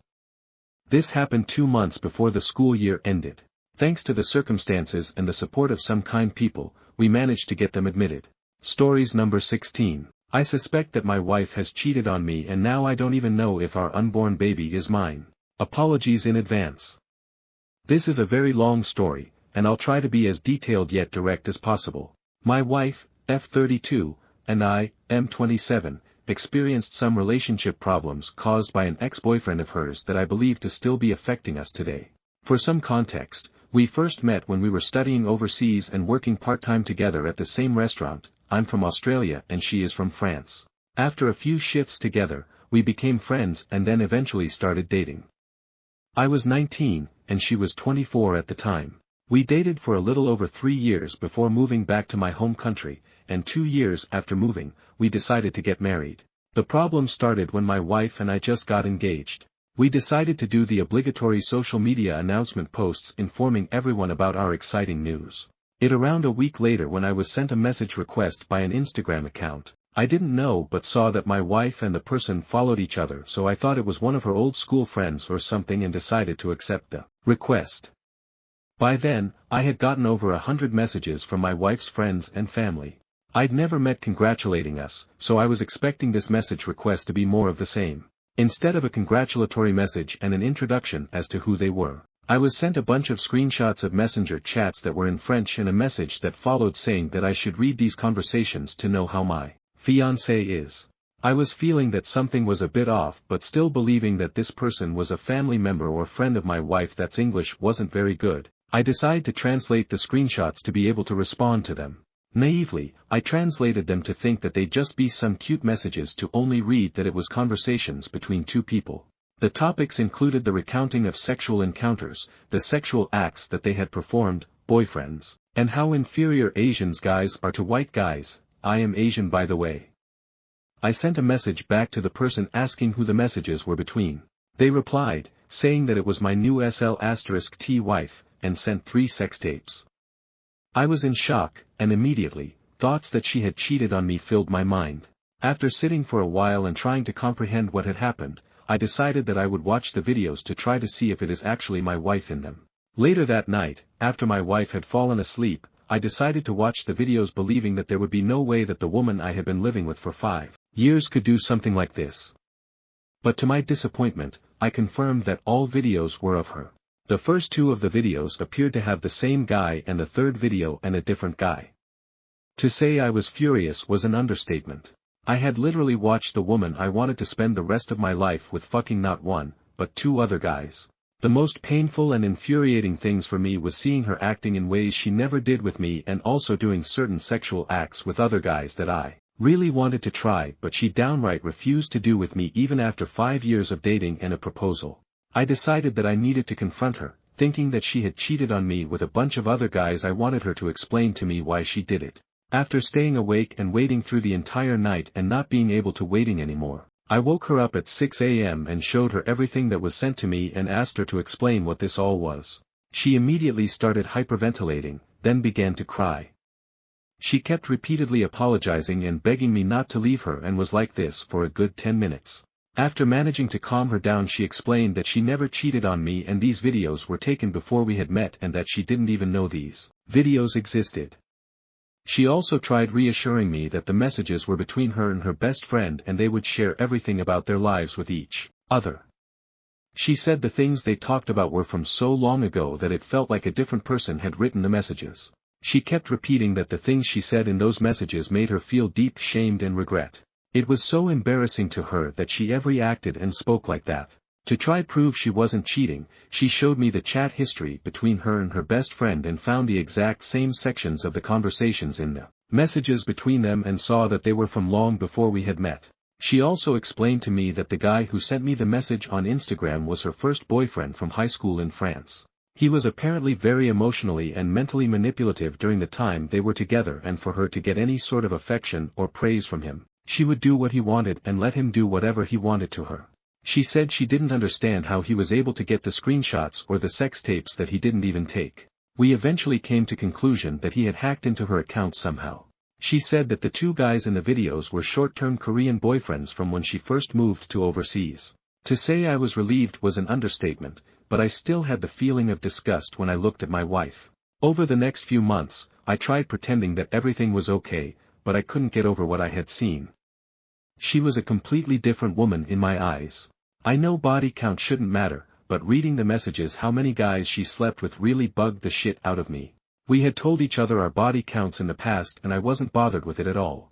She literally could have told me any number and I think I would have been fine with it as long as it was the truth. But now that I know that not only did she lie about the amount of men she had been with, but the fact that half of those men were guys I knew quite well and considered friends destroyed me. I eventually told her how I felt when she blew up at me one day for not wanting to have sex with her. She started crying again and asked if we should cancel the wedding. I said we should consider it but not act on anything yet, hoping the way I was feeling was just a phase and that I would eventually get over it. The last thing I wanted was for my friends and family to ask why we're not getting married anymore and me having to explain the things that happened. We agreed to go to couples counseling together with the goals of fixing our relationship and getting married on the date we had set before that shit happened. We found couples counseling to be very helpful, and one of the best things we both liked while at our sessions was, we were able to try verbally express what we were feeling and literally have it translated perfectly into a cohesive explanation by our couples counselor. After 10 sessions, we had been given a list of strategies for us to use together to mend our relationship, and I had been referred to a psychologist to some private sessions that I was super beneficial. At this stage everything was almost much back to as it was before I was sent the messages, but I honestly never quite felt the same or trusted my wife again the way I used to. We did end up going through with the wedding believing that my wife's past shouldn't affect my feelings towards her and that if we did end up breaking up, it would effectively mean that her ex succeeded in his objective and would have got what he wanted. About a year after our wedding, my wife planned a trip to France to visit all the family and friends. I was originally meant to go with her but couldn't as I had just been given a promotion and had only been in the position about a month. While she was on her trip I get another message on Instagram from her ex saying, "She only likes me," followed by another sex tape of her. After watching for a few seconds, I just assumed it was another old video that was taken and blocked him. I planned to show my wife what he sent but ending up totally forgetting about the whole thing. Fast forward to today. We have been married for almost 2 years now and have a baby on the way. During one of her obstetrician appointments that I went to with her, there was talk of her possible due dates and around what day she would have conceived. While sitting there and listening, I was doing the maths in my head and realized something wasn't adding up. The period she would have had to have conceived is when she was back in France to visiting her family. I stayed quiet and convinced myself that I obviously wasn't calculating correctly because I've always been shit at maths, but I had remembered what her ex had sent me and had a gut feeling that something was very wrong. Eventually my insecurities got the better of me and I ended up watching the video he sent trying to find any clues of when it was taken. Unfortunately, I concluded that the video must have been taken at some point when we were together as I could see a scar on her pubic area that she had given herself by waxing when we were on our honeymoon. After thinking about this for a while, I've decided not to confront her with what I know. I'm not going to ask friends or family for support, I'm not going to go to counseling, the less people that know the better. I don't think I can live with the shame of people knowing that my wife is giving birth to another man's child. I'm going to wait for the baby to be born to see if it is mine before I make any final decisions. Thank you everyone who read everything I had to say. I really need to get this out and not being able to tell anyone what I was going through was driving me insane. Edit. I've had a few comments questioning the timeline. Our wedding was in September 2022.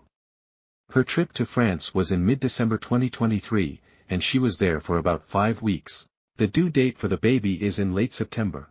Update, 1 month later. First of all, I would like to thank everyone who commented with advice and also those people who criticized my thoughts and actions. Reading multiple perspectives about my situation helped open my narrowed view and I think gave me a more balanced perspective. I'm not too sure how I should write this update since there's so much information that was dropped on me and I'm not too sure to put it into words. It honestly feels like my life was pulled out from under me and I'm not too sure how to comprehend it all at the moment. A lot of people criticized me for not telling my wife about the latest video and a lot of you also suggested that I check the EXIF data to see what date the video was created. Following everyone's advice, I did both. I first checked the metadata to see the creation date, which showed that it was taken on the 1st of January, 2024 at 1:18 a.m., it was sent to me the 6th of January, 2024. I kept in mind that people were saying that data can easily be edited and didn't take the newfound information too seriously even though it looked like a relatively recent video.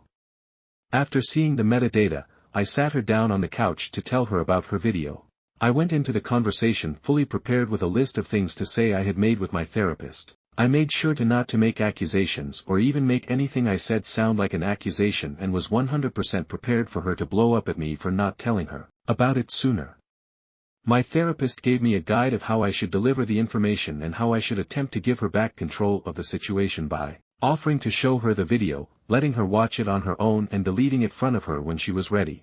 I started by saying that I had received another sex tape from her ex and when I received it. Then I went into why I didn't tell her immediately after receiving it or after she got back from her trip. After giving my explanation, I asked her if she wanted to see the video which she said yes to. So I gave her my phone and she pretty much immediately started the video as soon as I handed my phone over to her, which didn't give me a chance to get up and leave the room to let her watch it on her own. As soon as I heard the audio from the video, I immediately stood up and was turning to walk to a different room when she grabbed my pant leg and started profusely apologizing. I said there was nothing to apologize for as this was from before she met me and that I should be apologizing to her for keeping it from her. She asked me why I decided to tell her now and I told her the truth about my concerns about the due date and how it wasn't quite making sense in my head and that's when she lost it. She grabbed my hand and kept saying it was a mistake and that she wasn't thinking straight because she was drunk. My heart just dropped and I knew instantly what she meant by her repetitive ramblings. I told her to tell me what exactly happened or I'd leave immediately. Long story short, she cheated on me when she went on her trip to France with her ex that was sending me the screenshots and videos. They ended up having sex after catching up at a New Year's Eve party they were both at. They're from a small town in central France with only a population of a few thousand and apparently, they had seen each other at the local supermarket a few days after her arriving at her hometown. My wife and her ex are from the same friendship group, they all went to the same kindergarten, primary school, middle school, and high school, which is how they ended up at the same New Year's Eve party. She also told me that her ex had admitted to hacking into her Facebook account to gain access to the sex tape she had made shared with her other exes. Although calling what he did hacking makes it sound quite sophisticated, she hadn't changed her passwords since high school and he still knew them when he got access to all her accounts. So fucking dumb. She begged me not to divorce her and tried to bargain with me, promising it would be the only time she'd ever cheat, promising that she'll be the best wife to me, letting me have sex with any and as many women I'd like, and even stooped so low as to offer sexual acts. I said I would only consider staying if she would do two things: give me her phone so I can go through her massages and get a paternity test done. She instantly agreed to the paternity test but was a bit more hesitant about handing her phone over, but eventually agreed. While looking through her phone I found more evidence that she cheated on me on New Year's Day, as well as evidence that she had cheated me one other time from her period tracker app. She uses the app to track her for her periods and sexual activity. I just had to go to the dates where I wasn't in the same country as her and see if she had sex or not. Unfortunately for her, she was very diligent with keeping track of her sexual activities. By this point I had already made up my mind about the relationship and just left. I'm currently staying at a hotel and will be moving into my apartment that I have been trying to rent out for a while.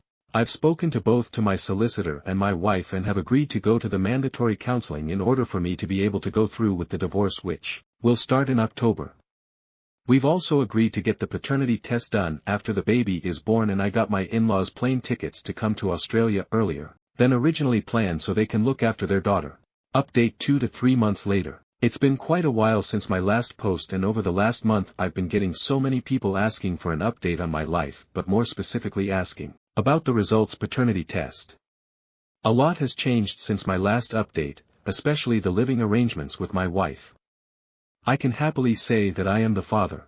I was with my wife in the hospital birthing suite when my son was born and stayed with her the 5 days at the maternity ward. We got a paternity test even though I was fairly sure that he was mine when he was born. He looks a bigger-eyed version of me when I was a newborn. About a week after getting the swabs done, the positive parentage results came back. Before my son was born, my wife and I had been living separately, with the only having interactions us having would be her sending me daily messages wishing me well and wishing me good night. After my son was born, we were still living apart, but I would go over every day to help feed and change him. We still had minimal interactions and would only really talk to each other once a week for our mandatory marriage counseling that we had go to in order to get a divorce. We had seen psychologists from 2 different clinics and I felt like they were both trying to gaslight me into thinking that I was being unreasonable for wanting to divorce my cheating wife, and one of them had even said that I shouldn't expect a modern marriage to be completely monogamous in this day and age. The first sessions of counseling at the first clinic seemed pretty standard. A lot of telling each other how we feel, with the counselor in the background only speaking when providing prompts to get us talking. If the counseling session continued as it was, it would have been fine, but as soon as she suggested that we should accept the idea of bringing other people into the bedroom to better understand and connect with one another, is when I started looking for different psychologists. The second psychologist we saw spent 2 sessions trying to convince me that it's normal for married couples to have sex with people outside of the marriage and that it would be selfish of me to make the baby grow up without a father figure in the home even if he isn't mine. This was before we got the paternity test results back. From that moment on I decided that there was no point to me going to marriage counseling. I told my wife that I'd put the divorce proceeding on hold only if she agreed to sign a post-nup, which she immediately signed as soon as I gave them to her. My plan is to just wait a year before filing for divorce without any restrictions and bullshit mandatory marriage counseling, and now at least my assets are somewhat protected. Currently I have moved back in with my wife but are still sleeping in separate rooms. I decided to move back in just to make it easier for me to spend time with my son and to also be able to look after him when my wife and her parents need a break. After being with him for what is almost a month now, I decided that I would be physically present in my son's life and help raise him. I believe that it is my duty as his biological father to give him the best life possible, no matter the discomfort I feel of having to interact with his mother.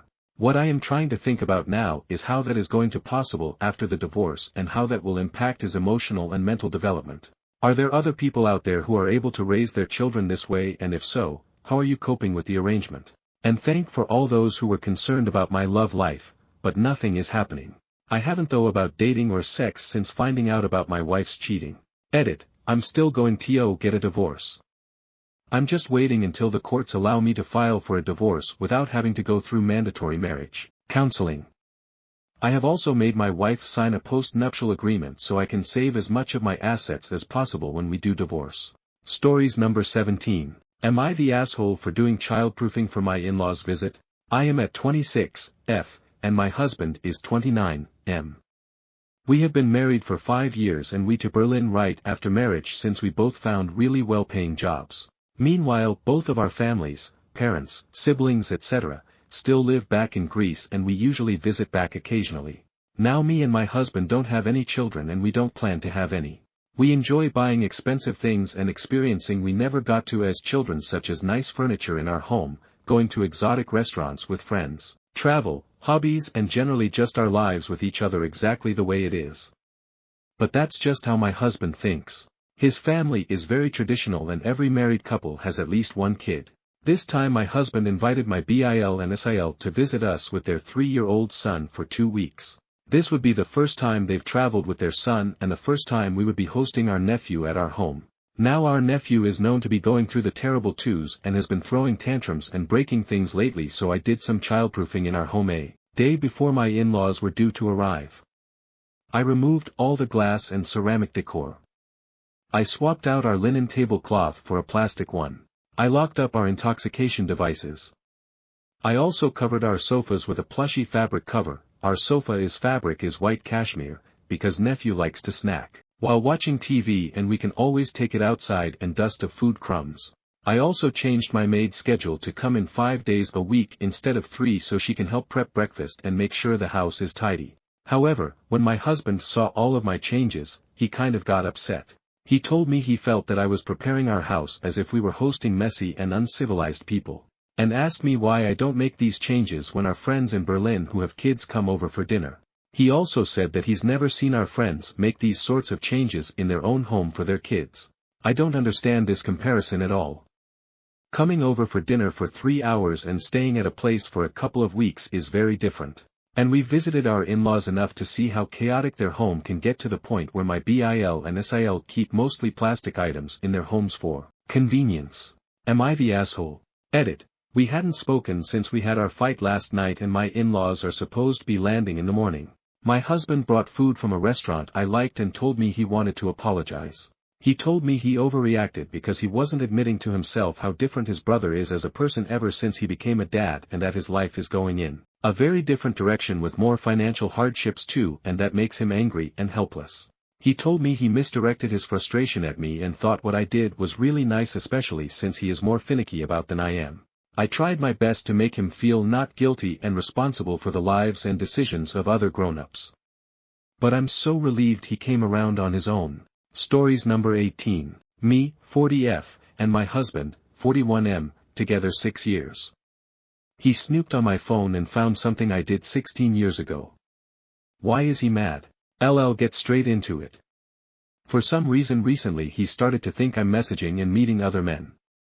I'm not. I've never messaged anyone since the day of our first date and I've certainly not met anyone. I don't know where this has come from. We have each other's passcodes for our phones, but I've never once felt the need to look at his, and I don't mind him using mine, but reading my messages I do mind, as I don't think it's fair on the people I'm talking to. On to what happened. I went to the shops the other day and I left my phone at home. When I got back my husband got in my face and called me a slag and a tramp and all sorts of other nasty names. He went through my Facebook messages and found a message from 16 years ago. At the time I was so poor, having just lost my job and having bills to pay. I applied for hundreds of jobs and needed my car to get to interviews. It broke down. Not terribly, but it needed a new alternator. I messaged a couple of friends who were mechanics and both wanted over £100, which was a good quote, but I just couldn't afford it. I offered one of them I'd send him a couple of nudes for now and pay him when I got a job. He agreed and within a day I was back on the road. Once I had a job I offered to pay him and everything was fine. The mechanic is sadly dead now, so my husband has nothing to be wary of. After he finished ranting and raving at me I told him I'll never forgive him for looking through my phone and invading my privacy. I asked if he'd found anything else and he said no.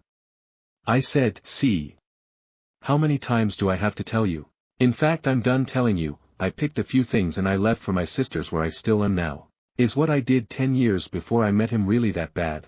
I'm starting to think he's projecting with all these accusations constantly, and now I'm starting to doubt him. Once trust has been broken like this, can it be repaired? Update post. Backstory.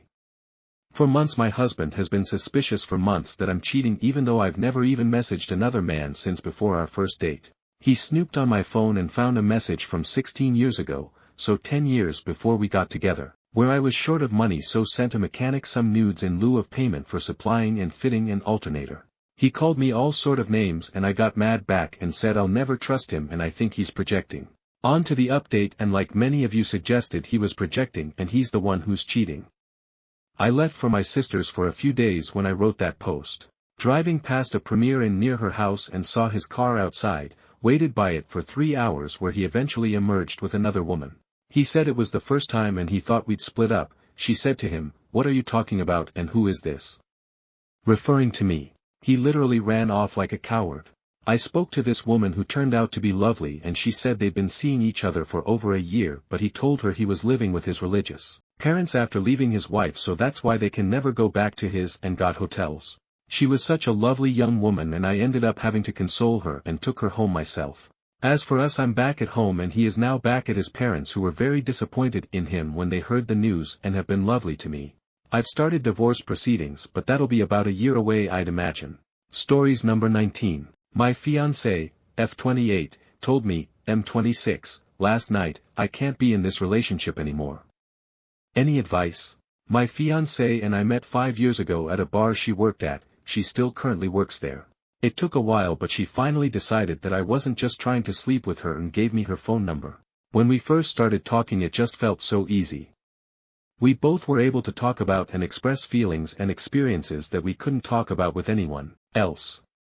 We spent every free moment with each other and didn't want it any other way. One of the first times we ever had sex, she started crying and told me she loves me and she has never felt so emotionally connected to someone before.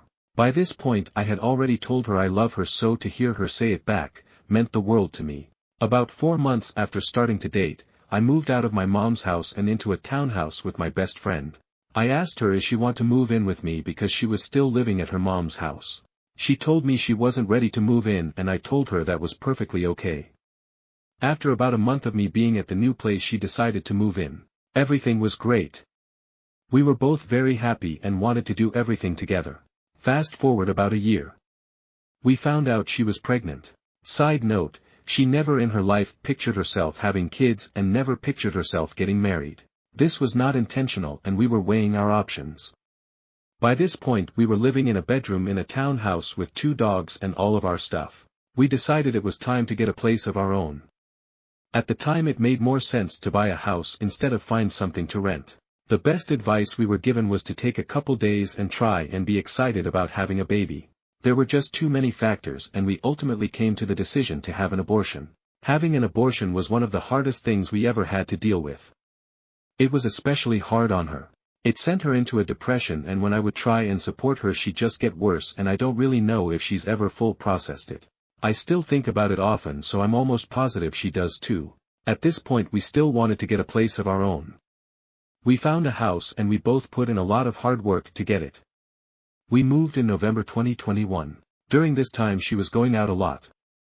I worked second shift, so I would be at work while she was out drinking. She started hanging out with one of my best friends a lot and she would always tell me she was hanging out with a girl that she worked with. This was a major conflict in our relationship, but she kept assuring me that nothing was going on and she didn't even see him like that. We'll circle back around to this. In December of that same year, she decided she was ready to have a baby. We were both super excited and immediately started trying. We found out in the beginning of January that she was pregnant. In April we decided to tell our families and make an announcement. While we were at my sister's house, telling her the good news, I got a message from someone on Facebook. The message was from someone telling me that my fiancé has been cheating on me with my friend from earlier. She saw my face when I read the message and I think she already knew what it was. We got in the car to go home and I straight up asked her about it. It took a lot of prying, but she told me what was going on. She was going over to his house 3 times a week from July until January. She said she stopped because she felt like a shitty person. She told me she loves me and if I wanted to still be with her then that is what she want. I took a day and thought about everything and decided to tell her I forgive her and that I just want things to be normal since we were already halfway through the pregnancy. She told me the reason she did it was because she didn't feel loved. Which I took the blame for because I just wanted things to work and I had already invested so much into building a future for us. I still think about this every day and I don't think I've ever truly gotten through it. In September our daughter was born. We were happier than ever. This is what we had been building for. Our daughter has been the focus of my fiancé's life since she was born. She's 2 years old now. For me, my focus has been on building the future. My daughter and my fiancé are on the same level to me. We've had a lot stressors in our lives over the past 2 years, but I've always kept looking at the bigger picture and knew that all of those things were temporary. For the past 6 months my fiancé's sister, and her 3 young boys, have been living with us. It's been a living hell and we are both extremely burned out and stressed about it. Fast forward to last night. I got off work and went to pick up my daughter from my mom's house. My fiancé had gotten off work 2 hours earlier than me and we to a bar with some of her friends. When I called her I could tell she didn't want to talk and it seemed like she was annoyed. When we ended the call I said, "I love you," and she mumbled it back and hung up. She told me she was going to be home soon but ended up coming home an hour later. When she got home she went into the bathroom and locked the door. We typically don't lock the door. Our daughter had followed her into the bathroom and I could hear my fiancé whispering to her. When she came out of the bathroom I could see she had been crying. I asked her what was going on and that's when she told me, "I can't be in this relationship anymore." She said when she looks at the future all she sees is her and our daughter. She said, "I love you but I don't feel like I'm in love with you anymore. When I look into the future I see us growing old together and experiencing life together." She said she's not happy with me and she's not happy with herself and she just can't do this relationship anymore. She said she's just been trying to deal with it all on her own because of our daughter. I asked her what she wants and she said she just wants to co-parent with me. She said she'll move into our daughter's room and continue to live in our house. I just want to see what others think about this situation. I still see and feel the spark. I just believe it needs to be reignited. We don't really have time to spend together with just us so it's been very taxing on our relationship. She said we don't have anything in common which is not true. She got that idea from before we ever started dating. We were joking around about doing a podcast together and I said we don't have anything in common to talk about. Which has proven to be completely false, but she told me last night that she replays that moment in her head multiple times a week still 5 years later. I want her to go to individual counseling to help her with what she's dealing with and we've talked about finding her a counselor before. I just feel like she's made her mind up and that although counseling would still benefit her, it won't help this situation. She told me she didn't really want to try couples counseling either. Does anyone have any advice on how to handle this situation? If she moves out I'm not going to be able to afford to live in our house anymore. And the thought of not seeing my daughter every day kills me. I just don't know what to do. Any words or advice would be appreciated. Has anyone here been in a similar situation where it all worked out? If it didn't work out, what is your situation now? Edit. When she was cheating on me she said they never had sex. I have no way to prove this but I pried a lot of information out of her about everything and the details. I originally wanted a paternity test but for some reason decided not to. My daughter does resemble me a lot but I have always had the thought that maybe she's not mine. At this point, the last thing I want is to find out that she is not my daughter. She's the only good thing that will be left from this life I've been building. My daughter loves me and I love her. I don't want that to change. Stories number 20. Am I the asshole for not taking my granddaughter home during a meltdown? I, F63, have a granddaughter, 16. She is autistic. I made her go shopping with me this morning and I could tell by her mood it wasn't going to be an easy day. I had to stop by the cemeteries to pay a bill and then we went into several stores, including Walmart. We were about an hour away from home. She kept bugging me at the cemetery, telling me to hurry up, that she couldn't sit in the car very long. By the time we got to Walmart she was snappy, hateful and not paying attention to anything I said. I asked if she locked the car door and she responded with what? Almost yelling it at me. Once we got in the store she kept trying to rush me, throwing items on my list in the cart. We got what was on my list and I wanted to stop by the clothing section. She kept saying let's go. You're done, let's go home. This escalated to her begging me to leave the store. She kept saying please in a begging, almost crying tone. When we got to the car she started throwing bags into the back. I told her to stop because she was going to bust or break something and all she said was I want to go home now. I wanted to stop by another store and told her she could sit in the car. She got more upset and said again she wanted to go home. I told her we'd go after I stopped at the store. She started saying she didn't feel safe being so far from home/the house. I went in the other store and got back in the car when my phone rang and it was a work call. I took it. The entire time she kept trying to reach over and start the car, kept huffing and puffing and even tried to pull the phone out of my hand while saying let's go, I want to go. On the interstate she kept criticizing my driving, begging me to slow down. I was at the speed limit and didn't want to go under because of traffic flow. She kept saying please in a crying, begging way. She kept saying I drove like a maniac. We got stopped in a wreck and the entire time she kept shifting in her seat, whining and even demanded I drive on the shoulder to keep moving. The straw that broke the cow's back was once back in our hometown. I said I needed to drop some stuff at the bank and she screamed at me that she wanted to go home. I took her home. She ran straight into the house. I told her and my daughter, her mom, that her behavior was unacceptable. She doesn't act like this when it's something she wants to do and didn't need to act like that today. My daughter told me I don't understand because of the autism, but I told my daughter that there is no excuse for bad behavior. This isn't the first time she's done this. Her mom was taking her to a therapy appointment one day and my granddaughter didn't want to go, so she called the police and they pulled my daughter over. The officer made my daughter take her home. Am I the asshole for not taking my granddaughter straight home during a meltdown? Stories number 21. My next-door neighbor has his own special relationship with my dogs. My dogs bark at anyone walking by, but one of my next-door neighbors has always loved them regardless, so they love him back. I'll be sitting on my porch drinking coffee and out of sight hear him say hello doggies. Hello Joni, hello Goose. While the chain link rattles with them going up on their paws to get love and treats. When he mows his lawn, the dogs always want to go outside just to sit by the fence and supervise. My dogs are my world and can give a barky rough first impression when they're guarding the house, so hearing someone take the time to get to know them and see what I see is just nice. Stories number 22. I am only ringing it up exactly as you ordered it. One of my jobs is in what is apparently one of 3 sources of food, alongside Kane's Chic Fila, in a town of about 150k people. I don't know if we are just on a cosmic nexus of stupidity or what, but I would say maybe 50 to 70% of our customers suffer from some form of illiteracy. One of these is coupon illiteracy. So many customers do not know what those symbols on the coupon mean aside from the numbers. If they see them, so when we have a deal going on, sometimes the deal is actually better than the coupon offer. Thus I end up charging someone more cause I have to price override the item to use the coupon, which actually means it went up in price. It's what the customer wants. Other customers think they can beat us by ordering a cheaper item, then making a bunch of modifications to transform it into something else. I would like a veggie sub, but can you please add ham to it? Don't want to just order a ham. Have fun, that's an additional charge to you. Hi, I want a chicken sandwich, but can you replace the chicken with steak? Okay, so want a steak sandwich?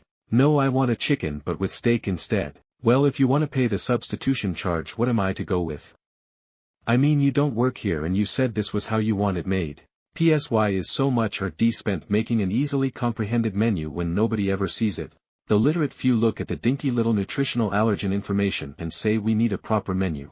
Never mind the big bold menu that is literally right in front of their fucking faces. Stories number 23. Till that informing my boyfriend about when I have plans is gatekeeping our time together. This is a real argument we just had. We don't live together and both work weekday jobs. I told him on Sunday that I had pre-existing plans on Monday and Tuesday. I was then sick on Wednesday, audibly coughing up a lung, still not completely better, but still called him to chat. Then I called him on Thursday and we hung out that night.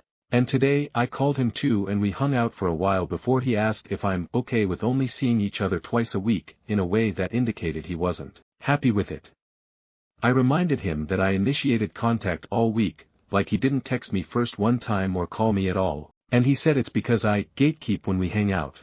I looked at my phone history and he hasn't called me since October. I said I'm tired of being the one doing the work of organizing when we hang out. He passed out on the couch downstairs, refused to come up to bed with me, so I took my ass home to sleep with my cat instead.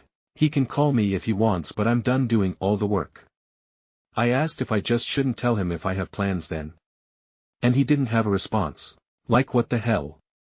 Where do they get the audacity? Side note, I have the same standing plans, sports league, every single Monday. Do you think he's ever remembered that? Haha no. Stories number 24. Am I overreacting? This is my first Christmas with my baby. My parents want us to drive to them, 45 minutes away, in the morning then come back for dinner. I invited them over for Christmas morning at our place so we don't have to travel all day with a baby. They won't budge and my stepdad started crying. My parents have always had Christmas at their house in the morning. However, I am now married and have a child. 2 of my sisters have moved out of state and won't be there for Christmas. My brother is still local but doesn't come around often. I told my parents we wanted to do Christmas morning at our house so we can have a new family tradition. We invited everyone to come over, aka my parents and brother. My stepdad started crying and tried to guilt us into driving there just so they can have Christmas at their house. My mom keeps saying, it's tradition, but cannot come to terms with the fact that I have a child now and would love to do my own tradition. They won't budge and said, I'm taking away her grandbaby from her. I explained that if she wanted to see him that bad in the morning they could drive here and she said no. I talked to one of my sisters and she's on my side. I don't know how to not make my parents upset but I also do not want to budge on this. My parents are very controlling, they planned 90% of my wedding, baby shower, bridal shower, even chose the color of our home walls without our consent. So telling them we won't be at their house has started a horrible argument. It's hard because my father passed away a few years ago and she and my brother are all that I have close by. I don't want to hurt her feelings but I also want to stand my ground. What would you do in this situation? Stories number 25. Never forget this awful officiant, even when she's being a bitch. I was a bridesmaid, and my then husband was the best man. Very sweet couple. Hired the pastor from husband's parents' church. Rehearsal went totally fine. Day of, mid-vows, the pastor said to the groom, and do you, take, to be your lawfully wedded wife, even when she's being a bitch. Dead silence. Groom's mother in front row, clearly appalled. Groom gets nudged by ex-husband, finally says yeah, I guess. Fast forward to end of the vows. The pastor skips the kiss entirely, declares them husband and wife. Excuses them. The music starts. I can see the bride is distraught. I decide to yell you forgot to kiss her. Pastor reels it back and declares the first kiss. They're still happily married and they're the cutest family ever, but to this day, I feel like they got short-changed. Stories number 26. Am I the asshole for refusing to share my bio kids' funds with stepchildren? I 40F have a son who is 17M. We lost his dad when I was 28. It was hard for up. We didn't have time to build massive fortune. But from his insurance and other investments, I created a trust fund for my son and the money there is around $150,000. I have done good career-wise and is employed at government job. Which is secure job till 60 and pays decently to live upper middle class lifestyle. I met my current husband when I was 30, he was 32, during some event. We connected from day one and a year later we got married. My husband has twins aged 15M and 15F. Their mother is involved in their life and my husband made clear from day one that children finances will be kept separate. We share grocery, necessities and clothes etc. fund. But savings and school fees are kept separately. We also own our home separately. And I am currently living at his house and renting my own. Note that rent is exclusively used for whole family travels etc. My son and his children get along fine. But they don't call us parents or each other siblings. We also have a daughter together who is 7. Also I save lot for young daughter as she won't have this trust fund and I want to secure her future. Recent issue has been that my son has that fund and he wants to study in Australia and is preparing for his move next year. My husband children has their fund. But max he can contribute to each children's fund is 25k. He lost money on gambling and his ex-wife doesn't save. He says let's join all funds and is pressuring my son. He was giving in. I refused. I said it was my son's inheritance from his dad and that can't cover the loss of father. My husband exploded and abused verbally in anger. I also didn't hold back. He slapped me. First time ever in life he hit me. We sorted out things later but I am not going to give this fund. My stepchildren who have always been cordial to me are suddenly calling me evil monster. Same children for those who I prepare meals every morning at 6 a.m. Wash their clothes. Iron them. And buy them clothes and other things despite my husband barely doing it for my son. If combined, the fund will come out $83K each, though it will still cover AUS education for all of three. I am not going to do that. His children also want to go Australia now. My son said he doesn't want my marriage to fall and said he will give away the amount if it makes me happy. I said no and said his future can't be compromised. I told my husband that it isn't my fault that he was careless. In 9 years marriage, he never acted like this and he is giving cold treatment since.